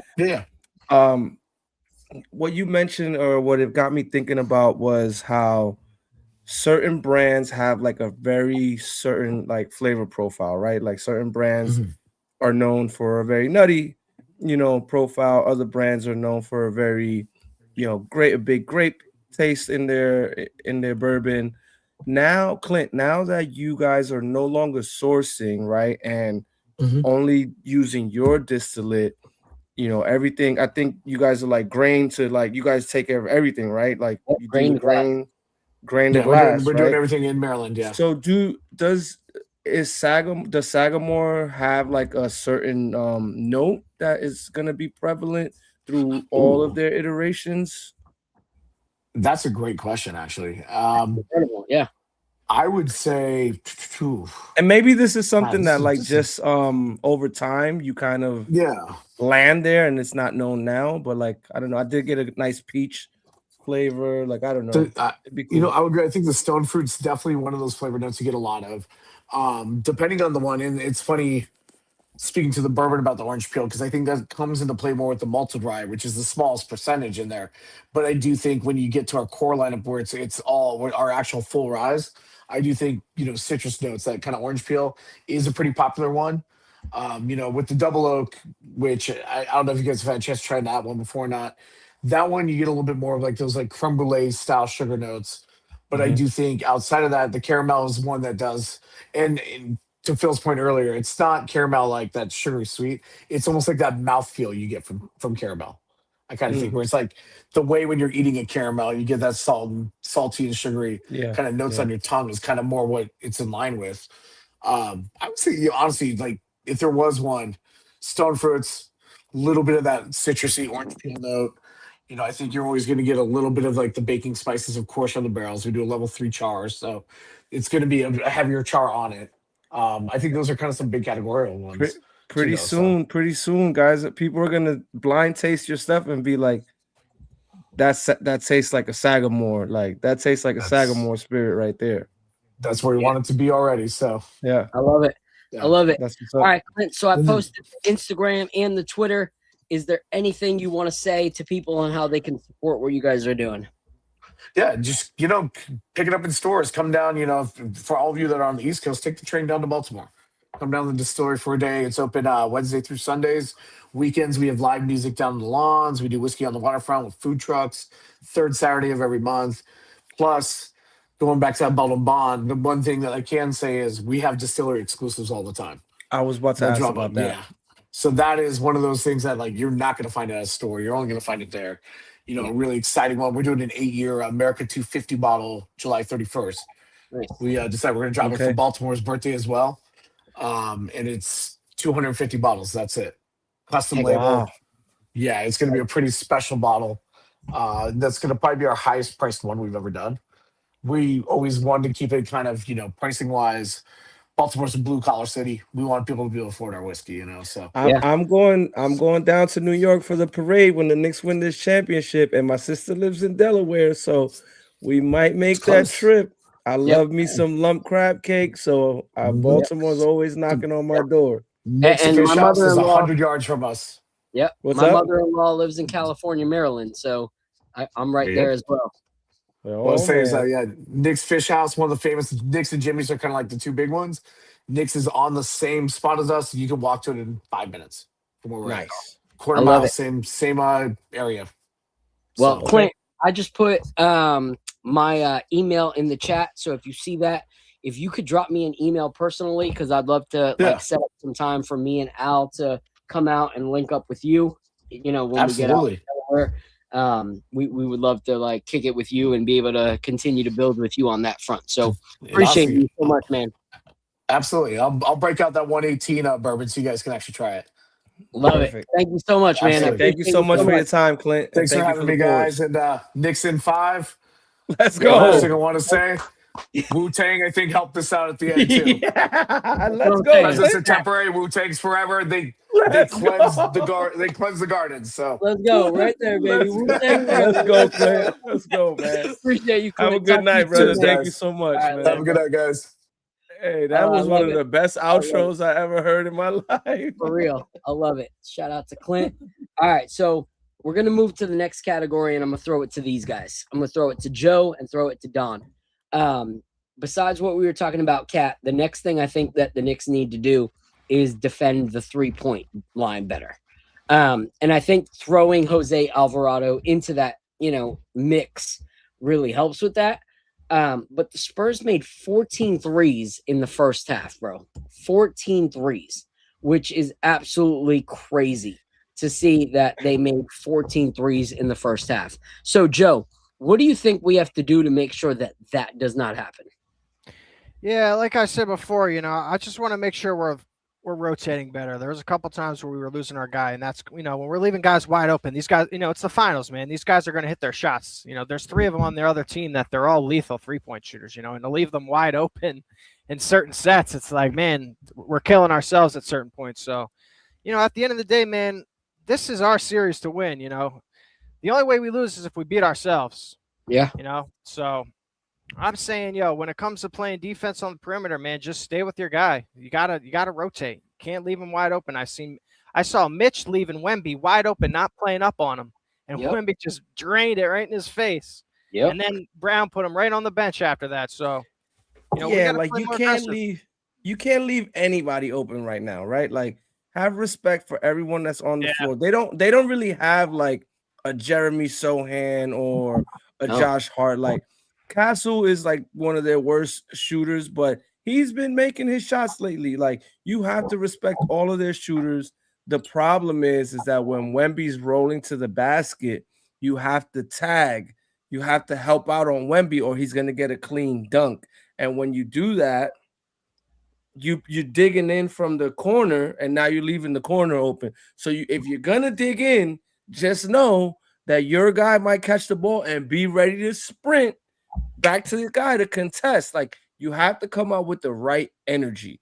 That's what I think is the most important. Like, and I don't understand why you don't come out with the right energy, because guys, it's the finals. I think it was 3 games in a row we were down 14-7 right off the rip of the game. It's the finals, like, you know. Yeah, like if you can't come out ready in the finals, like, when are you ever gonna come out ready, my guy? Like, I can't want it more than you. I don't know, man. I just think when we finally come out to a good start and we take, a good 20-point lead eventually, because I see it coming eventually, man. Jalen Brunson's eventually going to take us home, and I hope it's in Game 5, man. Yeah, yeah. And Al had a great point. It's like, with a lot of teams, there's a certain player that you can leave open. When you look at their whole roster, their whole starting lineup, this is a team that's going to be good for a long time. Yeah. Like, 1 through 5 can hit the three from, the like at a high clip at any point. And even when you say, like, Castle may not hit the greatest 3-point shooting, he's still their second best scorer. So he finds a way to score, at any point in time. And when he gets hot. But you got guys like Champagnie, that can straight up shoot the clip at a freaking ridiculous rate. He's done that multiple games against us. New Yorker. Yeah, you got Vassell, who can at any point start hitting the 3, and it's an issue. So 1 through 5, you have to make sure you're not giving any leeway. So this whole thing of us jumping out and like catching up, we can't be playing catch up in the first half. What are your thoughts, Don? Yeah, I mean, is as far as like early starts, it's tenacity, man. It's scheming, it's tenacity. It's like it's on the coach's staff ability to recognize like mismatches and advantages early. I think that this last game, it came later than we all wanted to, but it was at the precise moment that they made those adjustments to defend like the perimeter, like what Joe said earlier, is like providing the personnel to address the issue and to mitigate it in game. I think that was important. I don't think we know what that is, you know what I mean? Like, because last night it was Alvarado, right? Yeah. And then another night is, it may be Mikel, it may be, Shamit, and some of those guys, we're not seeing like the offensive like output, but as far as like if it's like stopping like a 3 or something specifically, I think it's just insight and adjustment, and it's a chess match. You know what I mean? Like, having to know the wherewithal to like be able to make those adjustments and to dare to be different. I think that's what happened with the Knicks last night. It was like, hey, a coming of age, like Mike Brown. I dare to be different from my scheme, and in this moment, and I commend that flexibility, because that flexibility got us the win. So like I said earlier, that flexibility last night played out in the Brunson Alvarado kind of backcourt. You know what I mean? And huge for us, man. It was huge. Alvarado had like the wherewithal to like contribute where he needed to. He didn't overstep. He shot open shots. He created off the ball. Like, that spin move was crazy. I think they put some sauce on it. That was dope, right? Like, that was kind of crazy to see. And yeah, I just think like it just takes those tweaks, man. It's a chess match. So it is. You got to know when to move pawns and know when to move knights and things like that. And I think that Mike Brown displayed that last night, and that's what we need in Game 5. Like, that's what's gonna secure it. Like, the Spurs are gonna come out on fire and at their home gym, getting eggs thrown at them and bulls thrown down and fans getting beat up. They got a chip on his shoulder. You know what I mean? Like, so like. Yeah. will we respond is the actual question, to if But we is win that a that question? game. But is You know that what a I mean? question? Like, We just I expect responded us on to. 25. I'm sorry, Al. Al, this is my last thing. I got you on mute, and then I'm gonna dip back into the chat. I'm sorry, man. Like, but for some reason on my screen, like it's not showing you talking. But Oh, okay. I'll say this: like, I think it's those minor tweaks that turn into like bigger outcomes, and I think that we're thinking about this like at a larger scale, and it's like the little tweaks that are really like that's winning. Like, it's the hey cat, those two fans move over things that really win the series. You know what I mean? Like, that's a chess match. You understand what I'm saying? Like, and I'm looking forward to Game 5. I think that we come out with it, contrary to what Vegas thinks, that the spread, whatever they laid out, I'm gonna toss that out. You know what I mean? Like, but it's the minor tweaks and those adjustments, and the flexibility in adjustments will win us Game 5. The flexibility in adjustments will win us Game 5. That's my final statement. The Let's flexibility go.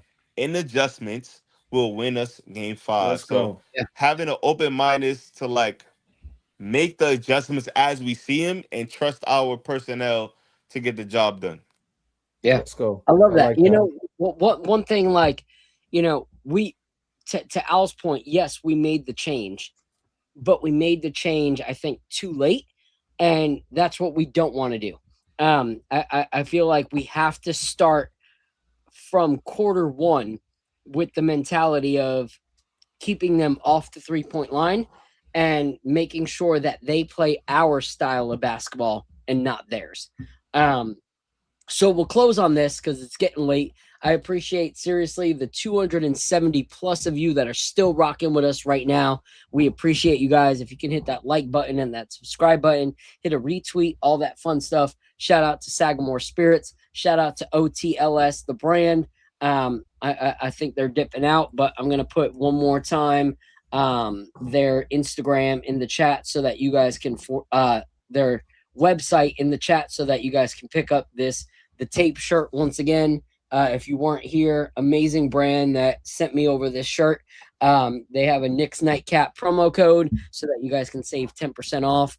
But the last thing I want to talk about is we have to win the emotional battle. And I think with players like Alvarado, we have to tap into him since he knows how to handle the emotional battle. I don't know that every player that we have does, but we know for sure that he does. So the Spurs are coming home desperate. So we have to expect the best punch that we've seen from them all series long, because they know if they lose this game that they go home.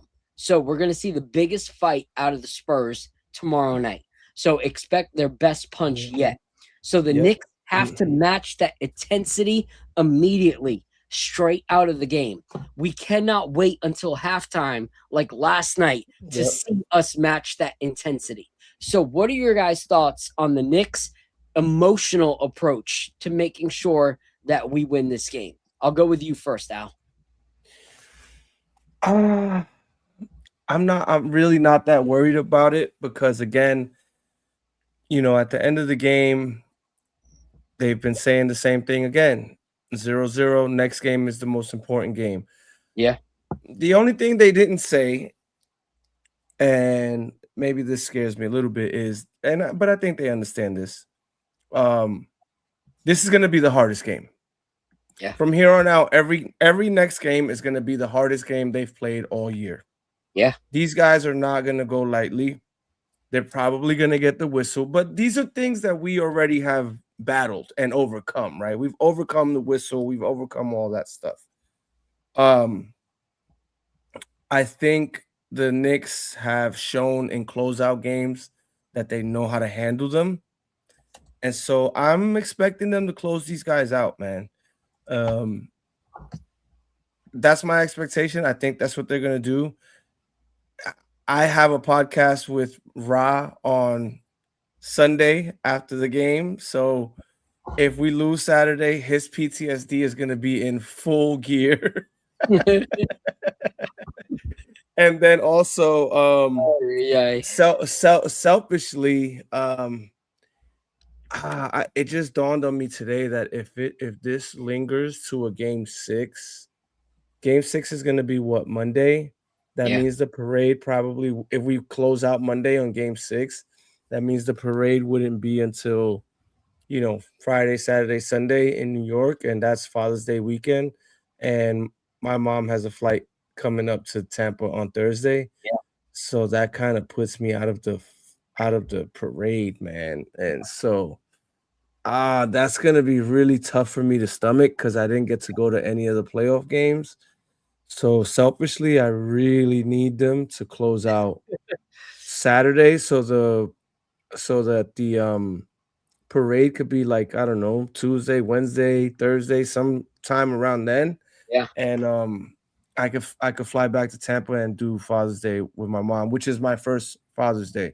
So it's just like, man, yeah, that's a whole nother subplot that I got going on, but it's gut wrenching right now, to be honest with you. Yeah, no, I'm kind of in that same spot with you too. Like, family first for me, at the end of the day, love the Knicks. But, if it means, that it ruins that time with me and my boys, it's not going to happen.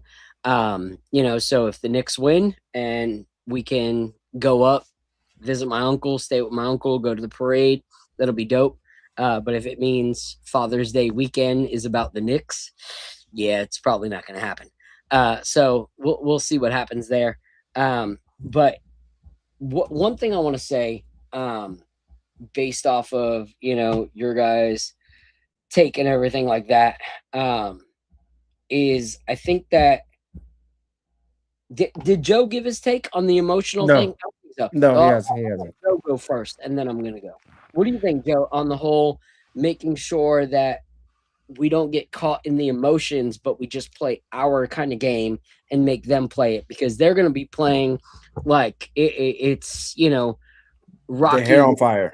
Yeah. Well, I really like the mentality that, what Kat said, it's like the hardest game to win is the game that's going to end someone's season, right? Mm-hmm. So I'm saying I'm kind of feeling a little bit more optimistic about this game 5. I'm not going to lie. We haven't really seen our team yet, guys. I don't know how you guys feel yet, but maybe the last 2 quarters, the last game, maybe we've seen our real team, but I still feel like we haven't seen the Knicks yet this series. And I'm still waiting for them to come out and show up and show that this Spurs team is nowhere on our level. Yo, actually, you're right, bro. We actually haven't had every game that we go into, I'm like, we haven't played our best game yet. Yeah, right? I'm waiting for these guys to turn up and show out. Like game 5 in San Antonio, I wouldn't be surprised if we see a 20-30 point blowout in a closeout game, because me either. Yeah, me either. So, you're right. Absolutely listen, right. man, if we want this ring, we want to go on parade, man, we got to end this series now. We got to finish this up. Game 5. I don't want to give this team life, give them game 6 and 7. Nah, man. Yo, OG Anunoby, he's going to bring it home for us. Jalen Brunson, he's going to bring it home for us. Cat is going to bring it home for us, man. I got all the faith in the world in our guys, man. It's other guys that got to step up. I want to see JC have a big game. I want to see Shamit have a big game. I want to see Deuce finally step up, hit some threes for us. We got pieces. We got tools in our bag, man, that we can use. And, when it comes to a closeout game, man, the worst team that you should be afraid of is the New York Knicks. Let's go, baby. Yo, Joe, are you in New York? No, I'm. You know where I'm from, man. Where you? Are you from up north? Well, my family's from the Bronx, and then they moved over to Staten Island, and then over to Saratoga. But I'm here now in Atlantic City. Joe from AC. My bad. Yeah, that's why I was. But saying. Are you? That's why I was laughing. Are you coming to the parade? Like I'm saying, as soon as we get that ring, we get that chip, I'm making my way up there. I got to. All right, you got to meet up with us. There's going to be a little traffic, it's only 2.5 hour drive, but like I said, it's going to be ready for a 5-hour drive. Yeah, definitely. I mean, I don't know if you guys caught Dolan on WFAN, and he was talking about, I had to give Dolan a big salute, man. He said, to the fans that are coming out tonight for this game 4, make sure you guys leave early. And he said it, I'm predicting a Knicks win. So that was a pretty big episode, man, because he never comes out of hiding and talks to the media. I mean, I was not happy that he was running his mouth. I would have preferred he didn't talk to the media just yet, but yeah, it's all I good. mean, he's been doing it all year, Al. Come on, like he's been He did it once. We're gonna win this. We're champions already, type thing. The reason we're doing well is because he's gotten out the way and he's just let Leon Rose run the thing. So he can yap all he wants after we win the thing. Nah, yeah, I hear you. Yeah, but I like that episode. I thought that was some good talk. I gotta listen to it. I only saw little clips, but maybe I should listen to it. So I want to say before we close, my X factor. All the players are great and amazing. I think my X factor for the next game and the rest of the series is Mike Brown. Oh yeah, definitely. At the end of the day, I feel like his experience is showing when it comes to him versus San Antonio. Also, the fact that he knows the inner workings of De'Aaron Fox, which, you sent me that clip of his frustration with De'Aaron Fox in Sacramento. And people, wanted to give him flack, and he got fired for what he said about De'Aaron Fox, pretty much. Yeah. But you're seeing the same kind of plays in the playoffs now with De'Aaron Fox. Yeah. And so Mike Brown's story is kind of hilarious because now he's like, I told you, and so I think that even though there are, different players and so forth that they're relying on, they're still using that veteran experience of De'Aaron Fox down the line. And Mike Brown has coached him. Mike Brown knows his weaknesses. And I think that at the end of the day, that's going to be a benefit and a pro, as well as Sohan's experience of being on that team. So I personally was Knicks in 6 all before this series. But I've switched the pendulum, and I believe it's Knicks in 5. I agree with you guys. The Knicks have not – I'm not going to lie. Besides the fourth quarter, the Knicks have not played a good game of basketball. They haven't. Series. They have not played a good 4 quarters of basketball all series. I'll at least give them maybe a half, but they have not played a good first half in any of these games. And we're still up 3-1. So that's crazy. If the Knicks can win the first half, which they can because they are the better team, it's over. They just need to get it together. It's over in 5. Yeah, we just gotta play fundamental, man. Fundamental basketball. We win. We gotta stop killing ourselves, man. Stop shooting ourselves in the foot. Yeah, we've made it hard for us. We've made it hard for ourselves. Exactly. I really don't want to lose Game 5 because that's just going to be gut wrenching. But the Knicks winning it in Game 6 on the MSG floor would be, that would bring me to my knees. I would shed so many tears seeing that. I could vision that. That would be no matter what. So I'd rather not play to a point because we get to a 3-2 series, okay? Then we're putting ourselves, it gets scary. It gets scary. Yeah. We're putting ourselves in the exact situation that we lost to the Houston Rockets. Yeah, I know. Trust me, I don't want that. I don't want that. That's how it could be so. I'm just saying how it could be so poetic. That's where I start being like Raw, and I have PTSD for every single thing, and me and Rob become the same person. No game 6. Let's rack it up in Game 5. We don't need 2 Raws on the KOT family. All right, 1 is good. We love him, but 2 is too much. So anyway, Joe, let everybody know where they can follow you. I'm getting ready to call it a night. So where can they follow and support you, Joe? Yeah, man, if you guys want to check me out, I got the shorts and I got the live streams on the Most Optimistic Knicks Fan channel on YouTube. So check me out there, man. The shorts have been doing pretty well, man. So, keep checking me out there, and I'll keep posting them up for you. So heck yeah. Nice. Appreciate you, Joe. You're a blessing, bro. For having me on, guys, man. I appreciate it, Phil. And salute see you at the parade, bro. Yeah, see you at the parade. I'll see you guys at the parade. Yeah. Let's go. First drinks on us. Let's go. First drinks on me and Al. Let's go. Let's go. All right, Al. Let everyone know where they can follow you, bro. Yo, Al from Harlem. You can catch me on Instagram and on Twitter. Instagram's been a little bit more popping lately, to be honest. That's where I'm getting more of my traction. And then you can catch me on the KOT YouTube. I'm on a lot of the different shows here. Like the other day, I was on the post game. I'm always on the Knicks Nightcap. And then I got the Knick Life Crisis. We're going to be live on Knick Life Crisis Sunday, I think around noon. Okay. So that'll be fresh off of the Saturday game. So maybe we'll be champions by then. So make sure you lock in, man. That'll be a dope episode either way. Because if we lose, you'll get to see Ra's PTSD kicking in real time while we're recording. So make sure you lock in with us, man. KOT fam, for sure. Say goodnight to my boy. I love you. Bless you. Keep you.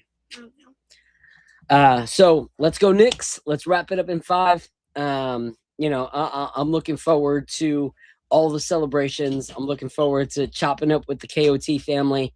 I guarantee you, if we win on Saturday, you can find me, Al, Apollo, and every other person from the KOT channel on the post game. Like, there's no way that we're all not going to be celebrating together in the post game. This is a family. We're going to rock out together. We're going to celebrate together. It's going to be incredible.